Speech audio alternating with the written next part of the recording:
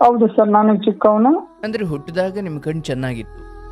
ಹೌದು ಸರ್, ನಾನು 5ನೇ ಕ್ಲಾಸಿನವರೆಗೂ ನಾರ್ಮಲ್ ಸ್ಕೂಲಲ್ಲಿ ಓದಿದ್ದೀನಿ ಸರ್. ಆಮೇಲೆ 6ನೇ ಕ್ಲಾಸ್ಗೆ ಹೋಗ್ಬೇಕಾದ್ರೆ ಅದು ಏನಾಯ್ತೋ ಗೊತ್ತಿಲ್ಲ, ಅದು ವಿದ್ಯಾಟನೋ ಏನೋ ಗೊತ್ತಿಲ್ಲ, ಕಣ್ಣು ಕಳೆದೋಯ್ತು ಸರ್. ಅಂದ್ರೆ ಈ ದಿನೇ ದಿನೇ ದಿನೇ ದೃಷ್ಟಿ ಕಮ್ಮಿ ಆಗೋಯ್ತು. ಈ ಅನೈತಿಕ ಒಂದು ಸನ್ನಿವೇಶ ನಿರ್ಮಾಣ ಆಗ್ತದೆ ಸರ್. ಇಲ್ಲಿ ಅನೈತಿಕ ಚಟುವಟಿಕೆ ನಡೀತಾ ಇದೆ ಇಲ್ಲಿ. ಅರ್ಥಾತ್ ನಿಮ್ಮ ಶ್ರೀಮತಿಯವರು. ಹೌದು ಸರ್.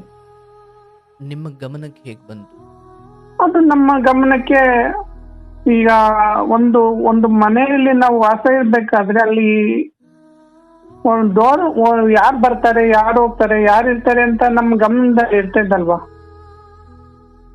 ಸ್ವಲ್ಪ ಬಿಡಿಸಿ ಹೇಳೋದಾದ್ರೆ, ಅಂದ್ರೆ ಈಗ ಒಂದು ಮನೆಯಲ್ಲಿ ನಾವು ವಾಸ ಇದ್ಮೇಲೆ ಅಲ್ಲಿ ಯಾರು ಇರ್ತಾರೆ, ಎಷ್ಟು ಜನ ಇರ್ತಾರೆ ವಾಸ ಅನ್ನೋದು ಅಲ್ಲಿ ಒಂದು ನಮ್ಗೆ ಅರಿವು ಇರುತ್ತಲ್ವಾ ಸ್ವಾಮಿ. ಓಕೆ, ಈಗ ನೀವು ಮನೇಲಿ 3 ಜನ, ತಾಯಿ, ನೀವು, ಹೆಂಡತಿ ಅಥವಾ ಒಂದು ಮಗು, ಇಷ್ಟು ಜನ ಇದ್ರಿ ಅಲ್ವಾ? ಹೌದು ಸರ್. ಬಟ್ ಆ ಮಧ್ಯೆ ಈಗ ನಿಮಗೆ ಕಣ್ಣಿನ ದೋಷ ಇದೆ, ನಿಮಗೇನು ಕಾಣಲ್ಲ. ಹಾ, ಈಗ ನೀವು ತಡೀರಿ, ನಾನು ಮೆಸೇಜ್ ನೋಡಿದೆ, ಅದು ಇನ್ನೇನೋ ನೋಡಿದೆ ಅಂತ ನೀವು ಹೇಳೋಕ್ಕಾಗಲ್ಲ, ಅಥವಾ ಯಾರ್ದೋ ಜೊತೆ ಇದ್ದಿದ್ದು ನಾನು ನೋಡಿದೆ ಅಂತ ನೀವು ಹೇಳೋಕ್ಕಾಗಲ್ಲ. ಬಟ್ ನಿಮ್ಗೆ ಏನಿದ್ರು ಗ್ರಹಣ ಶಕ್ತಿ. ಹೌದು ಸರ್. ಅಂದ್ರೆ ಕೇಳಿಸೋದು ಮತ್ತೆ ಸಪ್ಪಳ ಶಬ್ದ. ಹೌದು ಸರ್. ಅಂದ್ರೆ ನೀವಿದ್ದಂಗೆ ಬೇರೆ ಯಾರೋ ಬರ್ತಿದ್ರು ಅಂತನಾ? ಹೌದು ಸರ್. ಸರ್ ಅದು ಬೇರೆ ಯಾರು ಆಗಿರ್ಲಿಲ್ಲ ಸರ್, ಅವ್ರ ತಂದೆನೇ ಅದು. ತಂದೆ? ಹೌದು ಸರ್. ಅಂದ್ರೆ ಅವ್ರ ತಂದೆ? ಹೌದು ಸರ್. ಎಂತ ಮಾತು ಸರ್, ಇದು ಏನ್ ವಿಶ್ವಶಕ್ತಿ ಸಾಕ್ಷಿಯಾಗಿ ಸತ್ಯ ಸರ್. ಒಳ್ಳೆ ಕಥೆ ಆಯ್ತು. ಅವ್ರ ತಂದೆ ಬಗ್ಗೆ ಹೇಳ್ತಿದ್ದೀರಾ ನೀವು? ಹೌದು. ಅಲ್ಲ, ಬರೋದು ಉಳಿಯೋದು ಅದನ್ನ ನಂಬೋಣ, ಬಟ್ ಅವ್ರ ಜೊತೆ ಅಕ್ರಮ ಸಂಬಂಧ ಹೇಗೆ? ತಂದೆ ಒಬ್ಬ ಹೆಂಗ ಅದನ್ನ ಮಾಡ್ಲಿಕ್ಕೆ ಸಾಧ್ಯ? ಅದೇನು ಅದು ನೇಚರ್ಗೆ ನನ್ಗೆ ಇವತ್ತು ಆ ಒಂದು ಇದು ಸತ್ಯ ಅರ್ಥ ಆಗ್ತಾ ಇಲ್ಲ ಸರ್. ಅದು ತುಂಬಾನೇ ಎಷ್ಟು ಪೀಕ್ ಲೆವೆಲ್ಗೆ ಹೋಗಿತ್ತು ಅಂದ್ರೆ ಅವರು, ನಾನು ಹೊರಗಿನಿಂದ ಅದನ್ನ ತುಂಬಾ ಅಬ್ಸರ್ವ್ ಮಾಡಿದ್ದೀನಿ, ಅದನ್ನೆಲ್ಲವನ್ನು ಹೇಳಕ್ ಆಗಲ್ಲ ಸರ್. ಆದ್ರೆ ತುಂಬಾನೇ ಅದು ನನ್ಗೆ ಹಿಂಸೆ ಕೊಟ್ಬಿಡೋದು ಸರ್. ಆದ್ರೂ ಅದು ಅವ್ರ ಮನಸ್ಸಿಗೆ ಅದು ಸರಿ ಅನ್ನಿಸ್ತಾ ಇದ್ದಾಗ ನಾನು ಏನು ಅಂತ ಹೇಳಿ ಸರ್. ನಾನು ಕೆಲವೊಂದು ಸಲಿ ಅದಕ್ಕೆ ಇವರು ವಿರೋಧ ಮಾಡ್ತಿದ್ರು, ಅಂದ್ರೆ ಮನೆಯವರು ವಿರೋಧ ಮಾಡ್ತಿದ್ರು, ನಮ್ಮ ಮನೆಯವರು. ಆದ್ರೂ ಅವರು ಅದಕ್ಕೆ ಇದ್ ಮಾಡ್ತಿರ್ಲಿಲ್ಲ. ಏನಾಗಲ್ಲ, ಏನ್ ಸಾಧ್ಯ ಇಲ್ಲ, ಅದೇನ್ ಮಾಡಕ್ಕಾಗ್ತೈತೆ ಏನು ಅನ್ನೋ ಒಂದು ಅವರು ನಿರ್ಲಕ್ಷ್ಯ, ಅಂದ್ರೆ ಬಿಟ್ಕೊಡಕ್ ತಯಾರಿಲ್ಲ. ಅಂದ್ರೆ ಅಲ್ಲಿ ಸಂಸಾರನೂ ಬಿಟ್ಟು ಹೋಗಕ್ಕಿಲ್ಲ. ನಾನು ಹಲವಾರು ಬಾರಿ ಜಗಳ ಮಾಡಿದೀನಿ, ಗಲಾಟೆ ಮಾಡಿದೀನಿ, ಆದ್ರೂ ಅವ್ರು ನಾವಿರೋದೇ ಹೀಗೆ ಅನ್ನೋ ಒಂದು ನಿರ್ಧಾರಕ್ಕೆ ಏನ್ ಮಾಡಕ್ಕಾಗುತ್ತೆ, ನಾನು ಇರೋದೇ ಹಿಂಗೆ ಅನ್ನೋ ನಿರ್ಧಾರ ಸರ್ ನಮ್ಮ ಮನೆಯವ್ರಿಗೂ. ಇಂಥ ಬದುಕು ನಾನು ಬದುಕ್ಬೇಕಾ, ಇಂಥ ಜೀವನ ಯಾಕೆ ಬೇಕು ಅನ್ನೋದು ತುಂಬಾ ಒಂದು ಕಠೋರ ಆಗ್ಬಿಟ್ಟೆ ಸರ್. ಅದು ಒಂದಿನ ರಕ್ತಪಾತನೇ ನಡೆದೋಗ್ಬಿಡ್ತು ಸರ್. ಹೇಳಿ ಸರ್, ಏನು ಕತೆ ನಿಮ್ದು? ನನ್ನ ಒಂದು ನಿಜಕ್ಕೂ ಕಾರ್ಯಕ್ರಮ ನಿಮ್ದು ತುಂಬಾ ಅದ್ಭುತವಾಗಿ ಮೂಡಿ ಬರ್ತಾ ಇದೆ ಸರ್. ತುಂಬಾ ಕಾರ್ಯಕ್ರಮ ತುಂಬಾ ಇವತ್ತಿನ ಯುವ ಪೀಳಿಗೆಗೆ ತುಂಬಾ ಇದು ಅವಶ್ಯಕತೆ ಇದೆ ಸರ್. ತುಂಬಾ ವಿಶೇಷವಾಗಿ ಮೂಡಿ ಬರ್ತಾ ಇದೆ. ಥ್ಯಾಂಕ್ ಯು ಸರ್, ನಿಮ್ಮ ಆಶೀರ್ವಾದ ಒಳ್ಳೇದಾಗ್ಲಿ ಸರ್. ಹೇಳಿ, ಅಂದ್ರೆ ಈಗ ನೀವು ಯಾರ್ಯಾರಿರೋದು?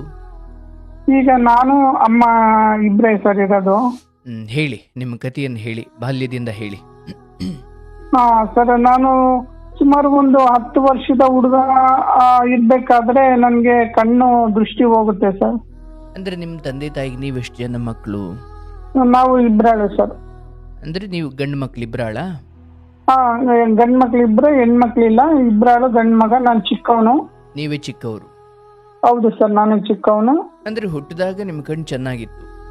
ಹೌದು ಸರ್, ನಾನು 5ನೇ ಕ್ಲಾಸಿನವರೆಗೂ ನಾರ್ಮಲ್ ಸ್ಕೂಲಲ್ಲಿ ಓದಿದ್ದೀನಿ ಸರ್. ಆಮೇಲೆ 6ನೇ ಕ್ಲಾಸ್ಗೆ ಹೋಗ್ಬೇಕಾದ್ರೆ ಅದು ಏನಾಯ್ತೋ ಗೊತ್ತಿಲ್ಲ, ಅದು ವಿದ್ಯಾಟನೋ ಏನೋ ಗೊತ್ತಿಲ್ಲ, ಕಣ್ಣು ಕಳೆದೋಯ್ತು ಸರ್. ಅಂದ್ರೆ ದಿನೇ ದಿನೇ ದಿನೇ ದೃಷ್ಟಿ ಕಮ್ಮಿ ಆಗೋಯ್ತು.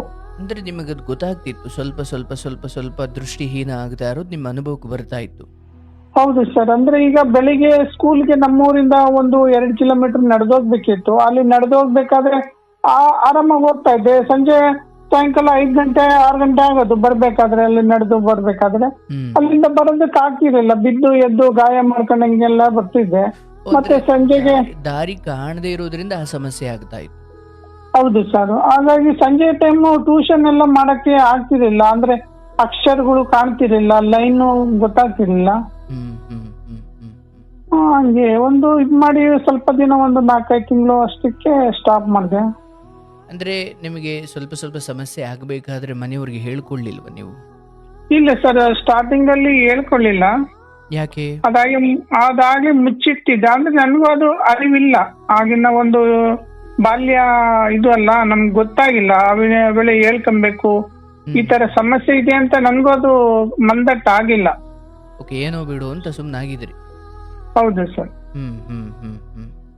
ಹಾಗೆ ಇರ್ಬೇಕಾದ್ರೆ ಅದು ಕಣ್ಣೋದ್ಮೇಲೆ ಹಾಗೆ ಮತ್ತೆ ಸಾಕಷ್ಟು ಕಡೆ ಡಾಕ್ಟರ್ಗಳನ್ನೆಲ್ಲ ಭೇಟಿ ಮಾಡುದು, ಅದು ಬರೋದಿಲ್ಲ, ನರ ಒಂದು ವೀಕ್ ಆಗಿದೆ ಅಂತ ಕೇಳ್ಬಿಟ್ರು. ಆಗಿನ ಒಂದು ಟೆಕ್ನಾಲಜಿ ಇರ್ಲಿಲ್ಲ ಸರ್ ಆಗಿನ ಪರಿಸ್ಥಿತಿಗೆ. ಅಂದ್ರೆ ಈಗ ಇದೇನು 40 ವರ್ಷದ ಹಿಂದಿನ ಕತೆ? ಹೌದು ಸರ್. ಆಯ್ತು. ಸೊ ಹಾಗಾಗಿ ನೀವು ಅದನ್ನ ಆಸ್ಪತ್ರೆಯಲ್ಲಿ ಅಲ್ಲಿ ಇಲ್ಲಿ ತೋರಿಸೋದನ್ನ ಕೈ ಬಿಟ್ರು ನಿಮ್ಮ ಮನೆಯವರು?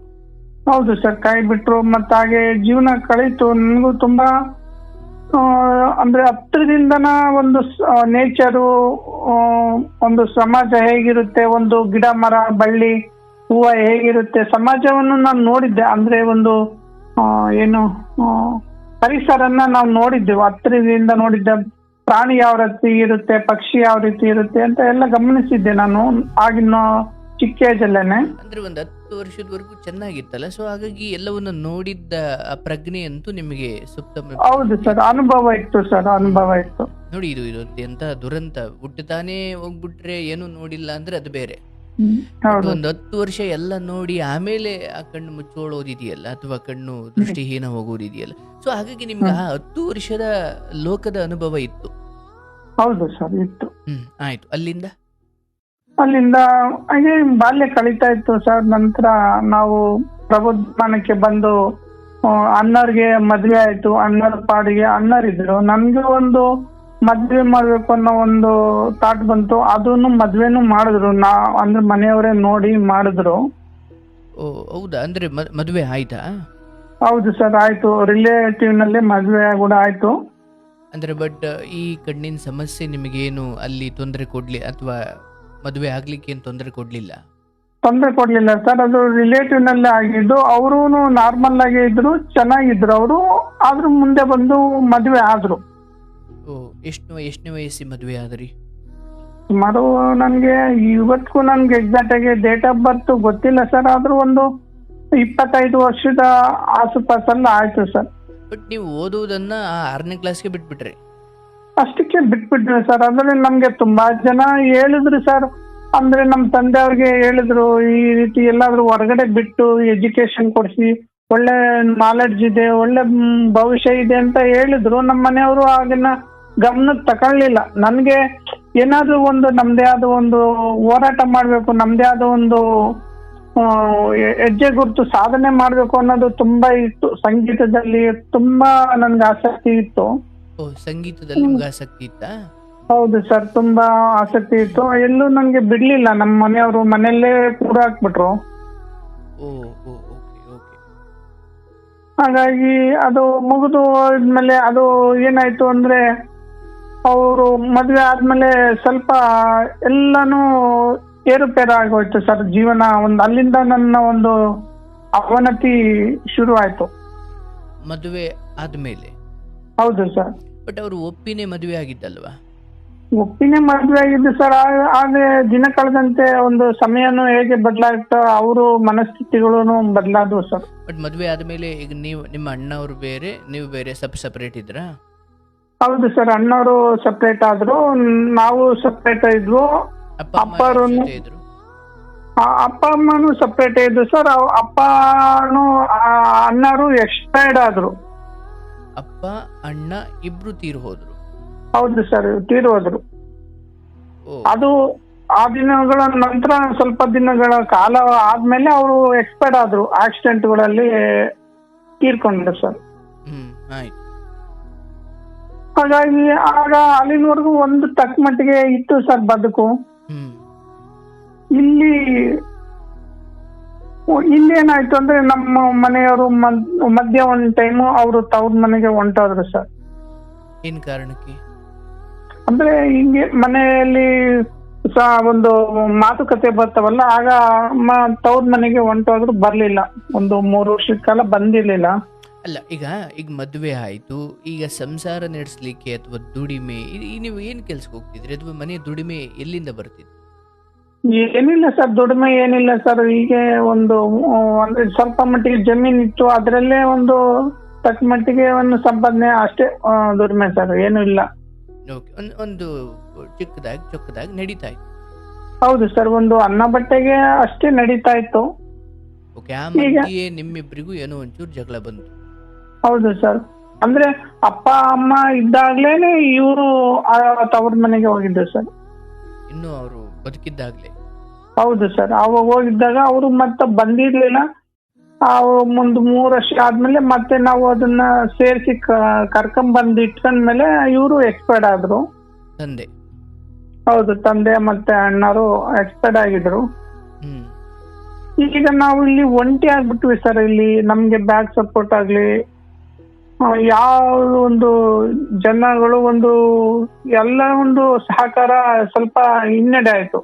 ಅಂದ್ರೆ ತಂದೆ ಅಣ್ಣ ಇಬ್ರು ಒಂದೇ ಬಾರಿ ತೀರೋಗಿದ್ದ? ಇಲ್ಲ ಸರ್, ಬೇರೆ ಬೇರೆ. ಓಕೆ, ಅವರಿಬ್ರು ಸ್ವಲ್ಪ ನಿಮಗೆ ಬೆಂಬಲವಾಗಿ ಇದ್ರು? ಹೌದು ಸರ್. ಬಟ್ ಅವ್ರು ಹೋದ್ಮೇಲೆ ಬೆನ್ನು ಮೂಳೆನೆ ಮುರಿದೋದಂಗಾಯ್ತು? ಹೌದು ಸರ್, ನಮ್ಗೆ ಆ ಒಂದು ಇದು ಇಲ್ದಂಗಾಯ್ತು. ಆಗ ಅಲ್ಲಿ ನಾನು ಎಷ್ಟು ಇಲ್ಲಿ ಸತ್ಯ ಹೇಳ್ತೀನಿ ಅಂದ್ರೆ ಸರ್, ನಿಜಕ್ಕೂ ಒಂದು ಪಂಚಭೂತಗಳ ಸಾಕ್ಷಿಯಾಗಿ, ಒಂದು ವಿಶ್ವಶಕ್ತಿ ಸಾಕ್ಷಿಯಾಗಿ, ನವಗ್ರಹಗಳ ಸಾಕ್ಷಿಯಾಗಿ, ನನ್ನ ಆತ್ಮ ಸಾಕ್ಷಿಯಾಗಿ ನಾನು ಸತ್ಯವನ್ನೇ ಹೇಳ್ತೀನಿ ಸರ್. ಇದರಲ್ಲಿ ಅಕ್ಷರನೂ ನಾನು ಸುಳ್ಳು ಹೇಳಲ್ಲ. ಇಲ್ಲಿ ನಾನು ಹೇಳುವಂತ ಮಾತುಗಳು ಇಲ್ಲಿ ಅಕ್ಷರನೂ ಸತ್ಯವಾಗಿಂದಾನೆ ಕುರಿತಾ ಇದೆ ಸರ್. ನಂಬಿಕೆ ಅಂತೂ ಇದೆ. ಹಾ ಸರ್. ಆಯ್ತು, ಬಟ್ ಇಲ್ಲಿ ನಿಮ್ಮ ಶ್ರೀಮತಿಯವರು ನೀವು 3 ವರ್ಷ ಆದ ನಂತರ ಕರ್ಕೊಂಡು ಬಂದಿದ್ರಿ. ಹಾ, ಒಂದು ಪಾಪನೂ ಆಯ್ತು. ಆ ರೀತಿ ನಡೀತಾ ಇರ್ಬೇಕಾದ್ರೆ ನನ್ನ ಒಂದು ಜೀವನದಲ್ಲಿ ನಾವು ನಿರೀಕ್ಷೆ ಮಾಡಿರ್ಲಿಲ್ಲ ಸರ್ ನಮ್ಮ ಬದುಕಲ್ಲಿ, ಅಥವಾ ನಾನು ಇವತ್ತಿಗೂ ನನ್ಗದು ಕ್ಲಾರಿಟಿ ಸಿಕ್ತಿಲ್ಲ. ಅಥವಾ ನಾನೇ ಮಾಡಿಕೊಂಡ ಅಪರಾಧನ, ಅಥವಾ ಪೂರ್ವನೇ ನಿಯೋಜಿತ ಆಗಿತ್ತ ಈ ಒಂದು ಸಮಯ ಅನ್ನೋದು ನನ್ಗೆ ಅರ್ಥನೇ ಆಗ್ತಾ ಇಲ್ಲ ಇವತ್ತಿಗೂ. ಏನಾಯ್ತು? ಹಾಗೆ ಇರ್ಬೇಕಾದ್ರೆ ಇಲ್ಲಿ ಈ ಅನೈತಿಕ ಒಂದು ಸನ್ನಿವೇಶ ನಿರ್ಮಾಣ ಆಗ್ತದೆ ಸರ್. ಇಲ್ಲಿ ಅನೈತಿಕ ಚಟುವಟಿಕೆ ನಡೀತಾ ಇದೆ ಇಲ್ಲಿ. ಅರ್ಥಾತ್ ನಿಮ್ಮ ಶ್ರೀಮತಿಯವರು? ಹೌದು ಸರ್. ನಿಮ್ಮ ಗಮನಕ್ಕೆ ಹೇಗೆ ಬಂತು ಅದು? ನಮ್ಮ ಗಮನಕ್ಕೆ ಈಗ ಒಂದು ಮನೆಯಲ್ಲಿ ನಾವು ವಾಸ ಇರ್ಬೇಕಾದ್ರೆ ಅಲ್ಲಿ ಡೋರ್ ಯಾರು ಬರ್ತಾರೆ, ಯಾರು ಹೋಗ್ತಾರೆ, ಯಾರು ಇರ್ತಾರೆ ಅಂತ ನಮ್ಮ ಗಮನದಲ್ಲಿ ಇರ್ತದಲ್ವಾ? ಸ್ವಲ್ಪ ಬಿಡಿಸಿ ಹೇಳೋದಾದ್ರೆ? ಅಂದ್ರೆ ಈಗ ಒಂದು ಮನೆಯಲ್ಲಿ ನಾವು ವಾಸ ಇದ್ಮೇಲೆ ಅಲ್ಲಿ ಯಾರು ಇರ್ತಾರೆ, ಎಷ್ಟು ಜನ ಇರ್ತಾರೆ ವಾಸ ಅನ್ನೋದು ಅಲ್ಲಿ ನಮ್ಗೆ ಅರಿವು ಇರುತ್ತಲ್ವಾ ಸ್ವಾಮಿ? ಓಕೆ, ಈಗ ನೀವು ಮನೇಲಿ 3 ಜನ, ತಾಯಿ, ನೀವು, ಹೆಂಡತಿ ಅಥವಾ ಒಂದು ಮಗು, ಇಷ್ಟು ಜನ ಇದ್ರಿ ಅಲ್ವಾ? ಹೌದು ಸರ್. ಬಟ್ ಆ ಮಧ್ಯೆ ಈಗ ನಿಮಗೆ ಕಣ್ಣಿನ ದೋಷ ಇದೆ, ನಿಮಗೇನು ಕಾಣಲ್ಲ. ನೀವು ತಡೀರಿ, ನಾನು ಮೆಸೇಜ್ ನೋಡಿದೆ, ಅದು ಇನ್ನೇನೋ ನೋಡಿದೆ ಅಂತ ನೀವು ಹೇಳೋಕ್ಕಾಗಲ್ಲ, ಅಥವಾ ಯಾರ್ದೋ ಜೊತೆ ಇದ್ದಿದ್ದು ನಾನು ನೋಡಿದೆ ಅಂತ ನೀವು ಹೇಳೋಕ್ಕಾಗಲ್ಲ. ಬಟ್ ನಿಮ್ಗೆ ಏನಿದ್ರು ಗ್ರಹಣ ಶಕ್ತಿ. ಹೌದು ಸರ್. ಅಂದ್ರೆ ಕೇಳಿಸೋದು ಮತ್ತೆ ಸಪ್ಪಳ ಶಬ್ದ. ಹೌದು ಸರ್. ಅಂದ್ರೆ ನೀವಿದ್ದಂಗೆ ಬೇರೆ ಯಾರೋ ಬರ್ತಿದ್ರು ಅಂತನಾ? ಹೌದು ಸರ್. ಅದು 1-2 ದಿನ ನಾನು ಗಮನಿಸಿಲ್ಲ ಸರ್ ಇದು. ಯಾಕೆಂದ್ರೆ ನೋಡಿದ್ದು ಸುಳ್ಳಾಗ್ತೈತೆ, ಕೇಳಿದ್ದು ಸುಳ್ಳಾಗ್ತೈತೆ. ಸತ್ಯಾಸತ್ಯಗಳನ್ನ ಯೋಚನೆ ಮಾಡಿ ಅದನ್ನು ವಿಶ್ಲೇಷಣೆ ಮಾಡಿದಾಗ ಅದು ಸತ್ಯದಿಂದನೇ ಕೂಡಿತ್ತು ಸರ್ ಇಲ್ಲಿ. ಬಟ್ ನಿಮ್ಗೆ ಆ ಸತ್ಯದ ಖಾತ್ರಿ ಸಿಕ್ಕಿದ್ ಯಾವಾಗ, ಯಾರಿಂದ? ನನ್ನಿಂದಾನೆ ಸರ್. ನಾನೇ ಅದನ್ನ ಸತ್ಯ ಶೋಧನೆ ಮಾಡಿ ನಾನೇ ಅದನ್ನ. ಬಟ್ ಯಾರೋ ಒಬ್ಬ ಪುರುಷ ಬಂದು ಹೋಗ್ತಿದ್ ನಿಮ್ ಗಮನಕ್ಕಿತ್ತು? ಹೌದು ಸರ್. ಅಂದ್ರೆ ನೀವು ಮನೆಯೊಳಗೆ ಇದ್ದಾಗಲೇ? ಹೌದು, ಅದು ನಾನು ಮನೆಯಲ್ಲಿದ್ದಾಗ ನಾವು ಒಂದೇ ರೂಮಲ್ಲಿ ಮಲಗಿರ್ಬೇಕಾದ್ರೆ ಆ ವ್ಯಕ್ತಿ ಬಂದು ಆ, ಎದ್ದು ಎಬ್ಬಿಸ್ಕೊಂಡು ಹೋಗ್ತಿದ್ದು. ಅಲ್ಲಿ ಪಕ್ಕದ ರೂಮಲ್ಲಿ ಅವರು ಒಂದು ಆ ಒಂದು ಪದಗಳನ್ನ, ಆ ಒಂದು ಸನ್ನಿವೇಶನ ನಾನು ಹತ್ತಿರದಿಂದ ನಾನು ಗಮನಿಸಿದ್ದೀನಿ ಸರ್.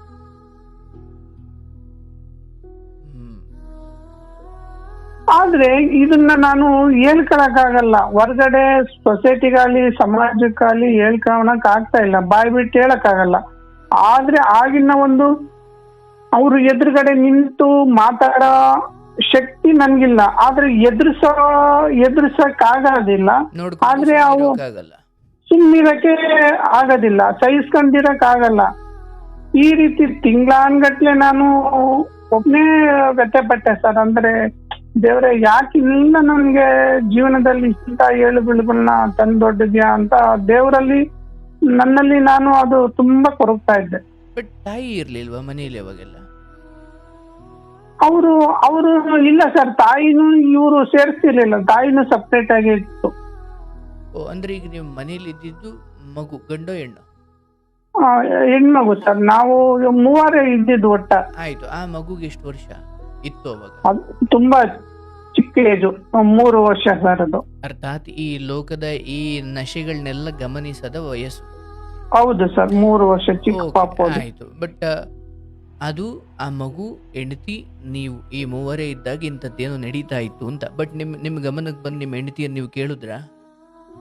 ಇಲ್ಲ ಸರ್, ಅದು ಕೇಳಿದ್ರೆ ಅಲ್ಲಿ ಒಕ್ಕಮ ಸ್ಥಿತಿಯಲ್ಲೂ ಇಲ್ಲ, ಅವರು ಸಮರ್ಥಿಸ್ಕೊಂತಾರೆ. ಅಂದ್ರೆ ತಮ್ಮ ಮೇಲೆ ವಾದ ಕಿಳಿತಾರೆ, ಅವರು ಸ್ವಲ್ಪ ಬಾಯಿ ಜೋರ್ ಮಾಡಿ, ಆ ಒಂದು ಪರಿಸ್ಥಿತಿ ಅವ್ರದ್ದು. ಬಟ್ ನೀವು ಕೇಳಿಸಿಕೊಂಡೇ ಅದನ್ನ ಸತ್ಯ ಅಂತ ಹೇಗೆ ಹೇಳಿದ್ದೀರಿ? ಅಫ್ಕೋರ್ಸ್ ನೀವು ಹೇಳೋ ವೇದನೆ ನೋವು ನನ್ಗೆ ಅರ್ಥವಾಗುತ್ತೆ. ಆದ್ರೆ ಅದ್ ನಾನು ನೋಡಿಲ್ಲ ಅಥವಾ ಇನ್ಯಾರೋ ನಿಮ್ಮ ಹೆಂಡತಿ ಹಿಂಗಿದ್ಲು ಕಣೋ ಅಂತ ಯಾರು ಹೇಳಿಲ್ಲ. ಬಿಕಾಸ್ ನಿಮಗೆ ಕಣ್ಣು ಕಾಣಿಸುವುದಿಲ್ಲ, ಕಿವಿಲಿ ಏನೋ ಸಪ್ಪಳದಿಂದಲೇ ನಾನು ಇದನ್ನ ಖಚಿತವಾಗಿ ಹೆಂಗೆ ಹೇಳಕ್? ಅಂದ್ರೆ ಸರ್, ಈಗ ನಾವು ಒಂದು ಸ್ಥಳದಲ್ಲಿ ನಾವು ಮಲಗಿರ್ಬೇಕಾದ್ರೆ ಅಲ್ಲಿ ಬೇರೆ ಒಬ್ಬ ವ್ಯಕ್ತಿ ಬಂದು ಅಲ್ಲಿ ಬಂದು ಹೋಗೋ ಅಂತ ಒಂದು ಇದು ನಮ್ಗೆ ಅರ್ಥ ಆಗ್ತಾ ಇತ್ತು ಸರ್. ಬಟ್ ಶಬ್ದಗಳು ಕೇಳಿಸ್ತಿದ್ವಾ? ಅದಕ್ಕೆ ಶಬ್ದಕ್ಕೆ ಅವರ ಅವಕಾಶ ಕೊಡ್ತಿರ್ಲಿಲ್ಲ? ಅಂದ್ರೆ ಅಂದ್ರೆ ಅವರೇನ್ ಶಬ್ದ ಮಾಡ್ತಿರ್ಲಿಲ್ಲ ನಿಮಗೆ? ಅಂದ್ರೆ ಏನು ಮಾತಾಡ್ತಿರ್ಲಿಲ್ಲ? ಅದನ್ನೆಲ್ಲ ನಾವು ಗಮನಿಸಿದ್ದೀನಿ ಸರ್. ಅದನ್ನೆಲ್ಲವನ್ನು ನಾನು ಇಲ್ಲಿ ಓಪನ್ ಆಗಿ ಹೇಳಕ್ಕಾಗಲ್ಲ. ತೊಂದ್ರೆ ಇಲ್ಲ. ನಾನು ಹೇಳಿದ್ದು ಈಗ ಸುಮ್ನೆ ಏನೋ ಮಿಸ್ ಆಗಿ ನಿಮ್ ಶ್ರೀಮತಿ ಅವ್ರ ಹೆಸರು ಕೂಗ್ಬಿಡ್ತಾರೆ, ಈ ತರದ್ದೇನು ನೀವು ನೋಡಿಲ್ಲ. ಬಟ್ ಜಸ್ಟ್ ಶಬ್ದದ ಅಥವಾ ಏನೋ ಹೆಜ್ಜೆ ಸಪ್ಪಳ ಅಥವಾ ಯಾವುದೋ ಒಂದು ಪುರುಷನ ಆಗಮನ ಅನ್ನೋ ನಿಮ್ಮ ಒಳಗಿನ ಅಂತಃಶಕ್ತಿಯಿಂದ ಕೆಲವೊಂದು ನಿಮ್ಗೆ ಅರ್ಥ ಆಗಿದಾವೆ. ಹೌದು ಸರ್, ಅದು ನಾನು ತುಂಬಾನೇ ಅಬ್ಸರ್ವ್ ಮಾಡಿ ತುಂಬಾ ಅದು ಅರ್ಥ ಮಾಡ್ಕೊಂಡೆ ನಾನು ಅದನ್ನ ಐಡೆಂಟಿಫೈ ಮಾಡಿದ್ದೆ ಸರ್. ಅದು ಆಯ್ತು, ಮುಂದೇನಾಯ್ತು? ಅದು ಹೀಗೆ ನಾನು ತುಂಬಾ ಅಂದ್ರೆ ಆಗ ಅಡ್ಗೆ ಮಾಡಿಕ್ಕಿದ್ದು ಊಟ ಮಾಡ್ತಿರ್ಲಿಲ್ಲ, ನಾನು ಅವ್ರ ಜೊತೆ ಮಾತಾಡಕ್ಕೂ ಇಷ್ಟಪಡ್ತಿರ್ಲಿಲ್ಲ. ಆ ವ್ಯಕ್ತಿ ಬಂದ್ರೆ ಸತ್ಯ ಹೇಳ್ತೀನಿ ಸರ್, ಆ ವ್ಯಕ್ತಿ ಬೇರೆ ಯಾರು ಅಲ್ಲ, ಆ ವ್ಯಕ್ತಿ ಮನೆಯಲ್ಲೇ ಉಳ್ಕೊಳ್ಳೋನು. ಆ ವ್ಯಕ್ತಿ ಬಂದ್ರೆ 1 ವಾರ 15 ದಿನದ ತನಕ ಇಲ್ಲೇ ವಾಸ ಇರೋರು.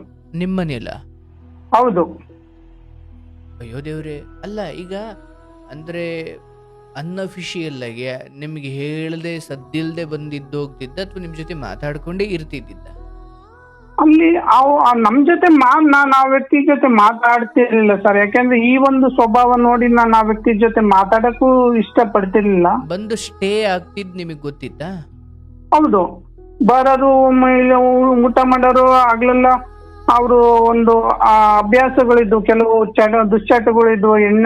ಎಣ್ಣೆ ಹೊಡೆಯೋದು, ಏನು ಜ್ಯೂಸ್ ಆಡೋದು, ಎಲ್ಲಾ ತರಹದ ಚಟಗಳಿದ್ವು. ಅವರೆಲ್ಲ ಅದನ್ನ ಮುಗಿಸ್ಕೊಂಡು ಸಂಜೆ ಆದ್ರೆ ಮನೆಗೆ ಬಂದು ಮನೇಲೆ ಉಳ್ಕೊಂಡು ಮನೆಯಲ್ಲೇ ಮಲಗರು.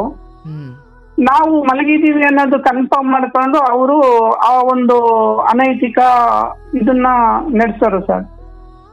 ಬಟ್ ನೀವು ಯಾಕಪ್ಪ ನಮ್ಮ ಮನೇಲಿ ಇದ್ದೀಯಾ, ಈ ತುಂಬಾ ದಿನ ಯಾಕೆ ಬೇಕಪ್ಪ, ಬೇಡ ಗಣೆಯ ಇರೋದು ಅಂತ ನೀವು ಹೇಳಿಲ್ವಾ? ಸರ್, ಅದು ಬೇರೆ ಯಾರು ಆಗಿರ್ಲಿಲ್ಲ ಸರ್, ಅವ್ರ ತಂದೆನೇ. ಅದು ತಂದೆ? ಹೌದು ಸರ್. ಅಂದ್ರೆ ಅವ್ರ ತಂದೆ? ಹೌದು ಸರ್. ಎಂತ ಮಾತು! ಸರ್ ಇದು ಏನ್ ವಿಶ್ವಶಕ್ತಿ ಸಾಕ್ಷಿಯಾಗಿ ಸತ್ಯ ಸರ್. ಒಳ್ಳೆ ಕಥೆ ಆಯ್ತು. ಅವ್ರ ತಂದೆ ಬಗ್ಗೆ ಹೇಳ್ತಿದ್ದೀರಾ ನೀವು? ಹೌದು. ಅಲ್ಲ, ಬರೋದು ಉಳಿಯೋದು ಅದನ್ನ ನಂಬೋಣ, ಬಟ್ ಅವ್ರ ಜೊತೆ ಅಕ್ರಮ ಸಂಬಂಧ ಹೇಗೆ ತಂದೆ ಒಬ್ಬ ಹೆಂಗ ಅದನ್ನ ಮಾಡ್ಲಿಕ್ಕೆ ಸಾಧ್ಯ? ಅದೇನು ಅದು ನೇಚರ್ಗೆ ನನ್ಗೆ ಇವತ್ತು ಆ ಒಂದು ಇದು ಸತ್ಯ ಅರ್ಥ ಆಗ್ತಾ ಇಲ್ಲ ಸರ್. ಅದು ತುಂಬಾನೇ ಎಷ್ಟು ಪೀಕ್ ಲೆವೆಲ್ಗೆ ಹೋಗಿತ್ತು ಅಂದ್ರೆ ಅವರು, ನಾನು ಹೊರಗಿನಿಂದ ಅದನ್ನ ತುಂಬಾ ಅಬ್ಸರ್ವ್ ಮಾಡಿದ್ದೀನಿ, ಅದನ್ನೆಲ್ಲವನ್ನು ಹೇಳಕ್ ಆಗಲ್ಲ ಸರ್. ಆದ್ರೆ ತುಂಬಾನೇ ಅದು ನನ್ಗೆ ಹಿಂಸೆ ಕೊಟ್ಬಿಡೋದು ಸರ್ ಅದು. ಬಟ್ ನಿಮ್ ಮನೇಲಿ ಬಂದು ಯಾಕೆ ಉಳಿತಿದ್ರು? ಅವ್ರ ಮನೆ ಇರ್ಲಿಲ್ವಾ? ಅವ್ರ ತವ್ರ ಮನೆ ಇದ್ರು ಸರ್. ಅಂದ್ರೆ ಒಂದು ಹೊರಗಿನ ಜನಕ್ಕೆ ನೋಡೋದಕ್ಕೆ ಇಲ್ಲಿಗೆ ಬ್ಯಾಕ್ ಸಪೋರ್ಟ್ ಆಗಿ ನಿಂತಿದ್ದಾರೆ ಅಂದ್ರೆ ಇವ್ರಿಗೆ ಸುಮ್ನೆ ನೋಡ್ಕೊಳಕ್ಕೆ ಇದ್ದಾರೆ ಅನ್ನೋ ರೀತಿ. ಆದ್ರೆ ಒಳಗಡೆ ನಡೀತಿದ್ದು ಇದು ಅನ್ಯಾಯ. ಸ್ವಲ್ಪ ಕಣ್ಣು ಕಾಣದ ಅಳಿಯನಿಗೆ ಕೊಟ್ಬಿಟ್ಟಿದ್ದಾರೆ, ಅದಕ್ಕೆ ಮಗಳ ಮನೆಯಲ್ಲಿದ್ದು ಅವರ ಬೇಕು ಬೇಡಗಳನ್ನು ಸ್ವಲ್ಪ ದಿನ ನೋಡ್ಕೊಂಡು ಹೋಗ್ಲಿಕ್ಕೆ ಬಂದಿದ್ದಾರೆ ಅಂತ ಹೊರಗಡೆ ಕಾಣಿಸೋದು ಅಂತ. ಹೌದು ಸರ್. ಬಟ್ ಇಲ್ಲಿ ಇಂಥದ್ದೇನೋ ಇತ್ತು ಅಂತ ನೀವು ಹೇಳ್ತೀರಿ? ಹೌದು ಸರ್. ಆಯ್ತು. ಬಟ್ ಅದ ನಮಗೆ ವಿಚಿತ್ರ ನೋಡಿ, ನಮಗೆ ಗ್ಯಾರಂಟಿ ನಮಗೆ ಒಂಥರ ಅನ್ಸುತ್ತೆ ತಂದೆ ಹೇಗೆ ಅಂತ. ಬಟ್ ಕಾಲಕ್ರಮೇಣ ನಿಮಗೆ ಇದರಿಂದ ದುಃಖ ಆಗ್ತಿತ್ತು, ಬಟ್ ನೀವು ಬಾಯ್ಬಿಟ್ಟು ಅವರಿಬ್ಬರಲ್ಲಿ ಒಬ್ರಿಗಾದ್ರೂ ಹೇಳಲಿಲ್ವಾ ಯಾವತ್ತೂ? ಆದ್ರೂ ಅದು ಅವ್ರ ಮನ್ಸಿಗೆ ಅದು ಸರಿ ಅನ್ನಿಸ್ತಾ ಇದ್ದಾಗ ನಾನು ಏನು ಅಂತ ಹೇಳಿ ಸರ್. ನಾನು ಕೆಲವೊಂದು ಸಲಿ ಅದಕ್ಕೆ ಇವರು ವಿರೋಧ ಮಾಡ್ತಿದ್ರು, ಅಂದ್ರೆ ಮನೆಯವರು ವಿರೋಧ ಮಾಡ್ತಿದ್ರು, ನಮ್ಮ ಮನೆಯವರು. ಆದ್ರೂ ಅವರು ಅದಕ್ಕೆ ಇದ್ ಮಾಡ್ತಿರ್ಲಿಲ್ಲ. ಏನಾಗಲ್ಲ, ಏನ್ ಸಾಧ್ಯ ಇಲ್ಲ, ಅದೇನ್ ಮಾಡಕ್ ಆಗ್ತೈತೆ ಏನು ಅನ್ನೋ ಒಂದು ಅವರು ನಿರ್ಲಕ್ಷ್ಯ, ಅಂದ್ರೆ ಬಿಟ್ಕೊಡಕ್ ತಯಾರಿಲ್ಲ.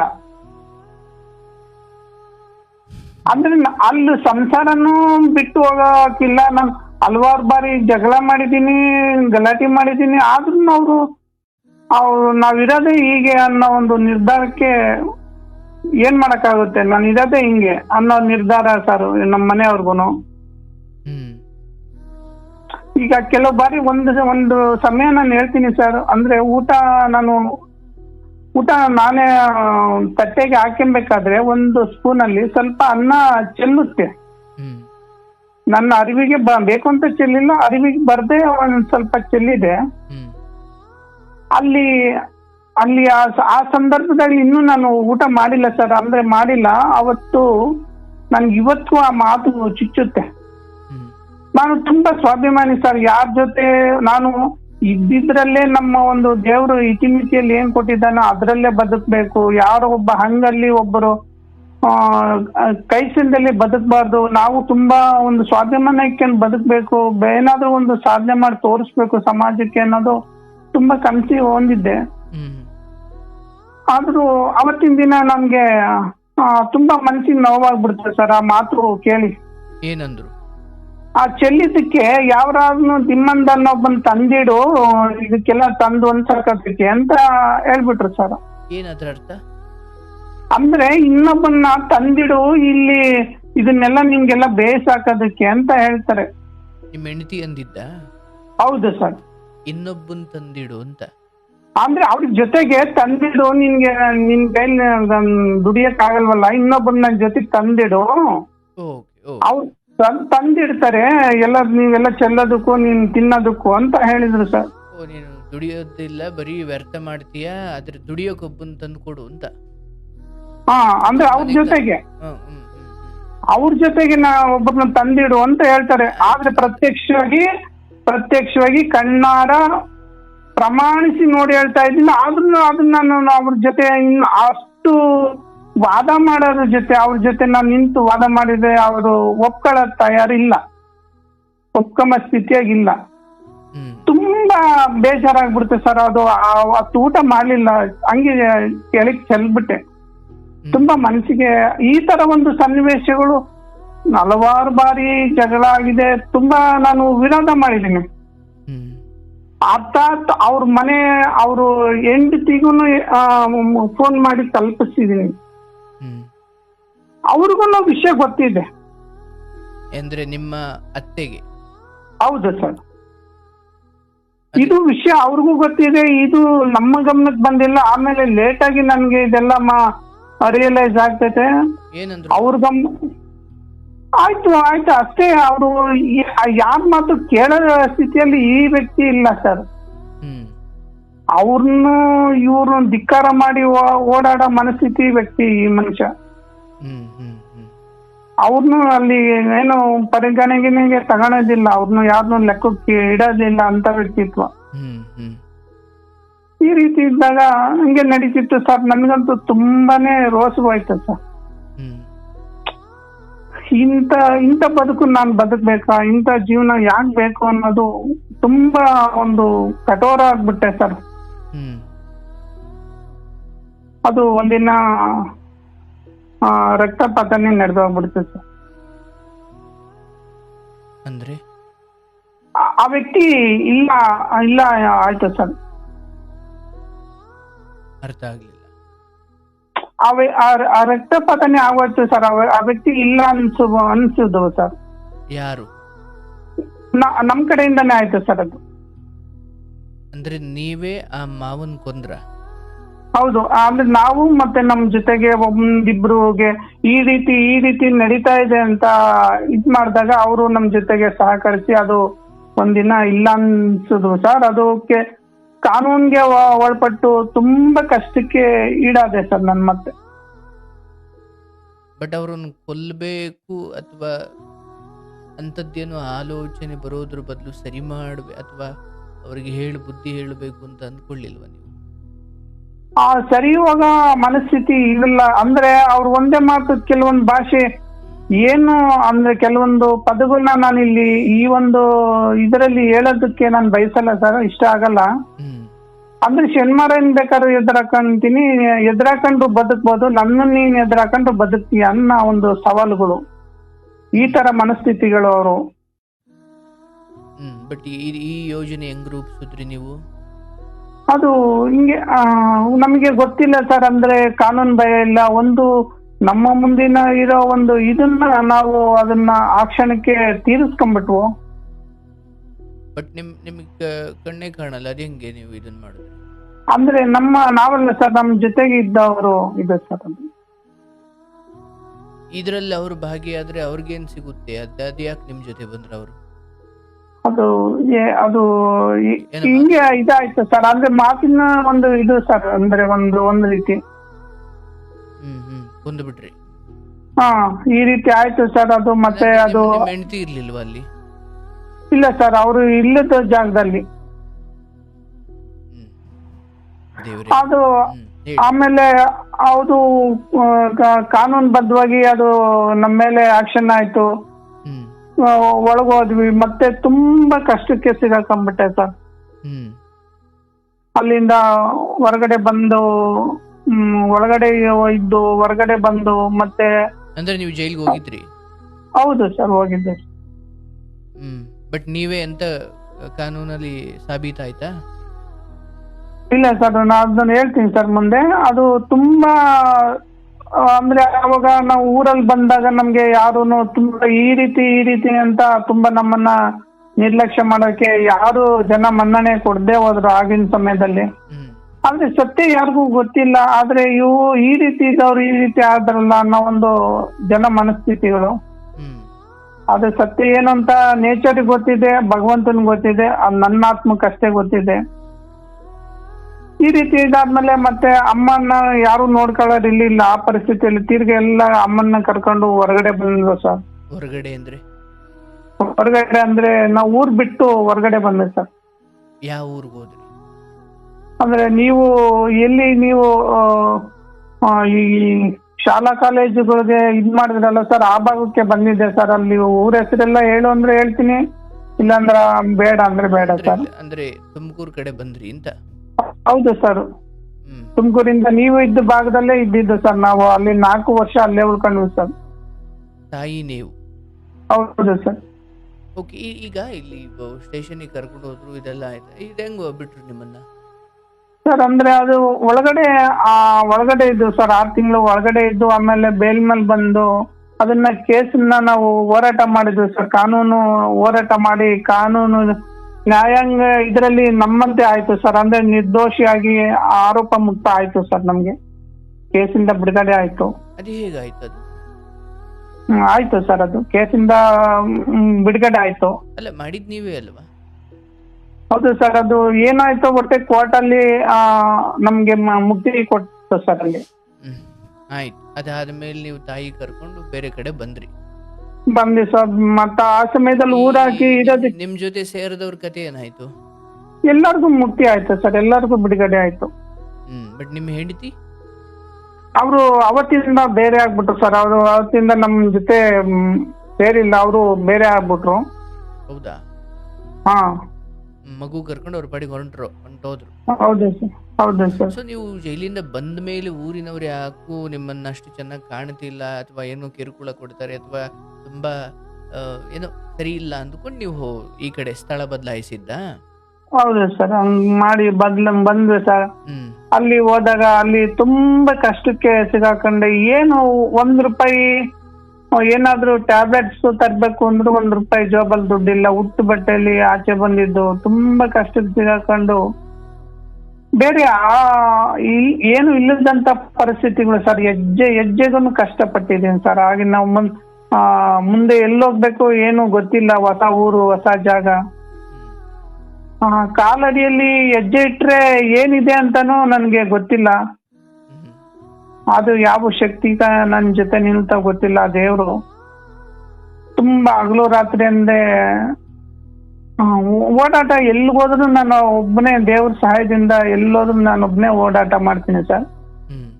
ಅವತ್ತಿಂದ ಇವತ್ತಿನವರೆಗೂ ಹಂಗೆ ಓಡಾಟ ಮಾಡಿ ಊರು ಕಲೆಕ್ಷನ್ ಮಾಡ್ಬಿಟ್ಟೆ ಸರ್. ಅದು ಕೆಲವೊಂದು ಜಾಗಗಳಲ್ಲಿ ಒಂದು ರೀತಿ ಭಿಕ್ಷೆ ಬೇಡಿದ ರೀತಿಯಲ್ಲಿ ಭಿಕ್ಷೆ ಬೇಡಿ ಜೀವನ ಮಾಡಿದೆ ಸರ್ 3-4 ವರ್ಷದ ಕಾಲ. ಇರ್ಲಿ, ನಮ್ ಸ್ಥಿತಿ ಹಿಂಗಿದೆ ಅಂತ ಹೇಳಿ ಗೌರವಿತವಾಗಿ ಜನರ ಹತ್ರ ಸಹಾಯ ಕೇಳುದ್ರಿ. ಹೌದು ಸರ್. ಓಕೆ, ಜನ ಕೂಡ ಸ್ಪಂದಿಸಿದ್ರು ಅಂತ? ಹೌದು ಸರ್, ಹೌದು. ಅದು ಭಿಕ್ಷೆ ಏನಲ್ಲ ಪಾಪ. ನಿಮ್ ಸ್ಥಿತಿ ಹೇಳ್ಕೊಂಡಾಗ ಅವರು ಕಾರುಣ್ಯ ತೋರಿಸಿದ್ದಾರೆ ಅಷ್ಟೇ, ಅದೇನಿಲ್ಲ. ಸೊ ಹಾಗೆ ಜನ ನಿಮ್ಮನ್ನು ಸ್ವಲ್ಪ ಮೇಲೆತ್ತಿದ್ರು ಮತ್ತೆ. ಹೌದು ಸರ್. ಆ ರೀತಿ ಆದ್ಮೇಲೆ ನಾವು ಈ ರೀತಿ ಬದುಕಬಾರ್ದು. ಇದ್ರೆ ಊರಲ್ಲೇ ಇರ್ಬೇಕು, ಸತ್ರೆ ಊರಲ್ಲೇ ಸಾಯ್ಬೇಕು. 100 ವರ್ಷ ಬದುಕೋದ್ರಿಂದ 3 ದಿನ ಆಗ್ಲಿ ಮತ್ ಊರಲ್ಲೇ ಬಂದ್ ಬದುಕೋಣ ಅಂತ ಮತ್ತೆ ಊರ್ಗೆ ಮನ್ಸ್ ಮಾಡಿ ಊರಲ್ಲೇ ಬಂದೆ ಸರ್. ಏನಿತ್ತು ಊರಲ್ಲಿ ನಿಮ್ದು ಅಂತ? ನಮ್ದು ಅಂತ ಒಂದೆರಡು ಎಕರೆ ಜಮೀನ್ ಇದೆ ಸರ್. ಮಳೆ ಆಶ್ರಯ ಭೂಮಿ ಇದೆ. ಅದೇ ಅಲ್ಲೇ ಬಂದು ಸರ್. ಮತ್ತೆ ಅಲ್ಲಿ ಇವಾಗ ಊರಲ್ಲೇ ಇದ್ದೀನಿ ಸರ್. ಅಮ್ಮ ನಾನು ಊರಲ್ಲೇ ಇದೀವಿ. ಅಮ್ಮನ್ಗೆ ಮತ್ತೆ ಹುಷಾರಿಲ್ದಂಗ ಆಯ್ತು. ಅಮ್ಮನ್ಗೆ ಇವಾಗ ಸುಮಾರು 80 ವರ್ಷ ಏಜ್ ಇದೆ ಸರ್. ಕಿಡ್ನಿ ಸ್ಟೋನ್ ಆಗಿತ್ತು. ಅದನ್ನೆಲ್ಲ ಆಪರೇಷನ್ ಮಾಡಿಸಿ ಮತ್ತೆ ಈಗ ಬೆಡ್ ರಿಡನ್ ಆಗಿ ಇದೆ ಸರ್. ಈಗ ನಾನೇ ಅಡಿಗೆ ಮಾಡ್ಬೇಕು, ನಾನೇ ಬಟ್ಟೆ ತೊಳಿಬೇಕು, ನಾನೇ ಊಟ ಮಾಡಿಕ್ಕಿ ಅಮ್ಮನ್ನ ಆರೈಕೆ ಮಾಡ್ಕೊಂಡು ಊರಲ್ಲಿ ಒಂದ್ ರೀತಿ ನೆಮ್ಮದಿ ಆಗಿದ್ದೀನಿ ಸರ್. ಈಗ ಒಂಥರ ನೆಮ್ಮದಿ ಇದೆ, ಜೀವನದಲ್ಲಿ ತೃಪ್ತಿ ಇದೆ. ಇವತ್ತಿಗೂ ನನ್ಗದು ಸತ್ಯ ಅಥವಾ ನಾನೇ ಮಾಡಿದ್ಕೊಂಡಂತ ಅಪರಾಧನ ಅಥವಾ ಅದು ವಿಧಿ ಆಟನ ಅನ್ನೋದು ನನ್ಗೆ ಗೊತ್ತಾಗ್ಲೇ ಇಲ್ಲ ಸರ್ ಇವತ್ತಿನವರೆಗೂ.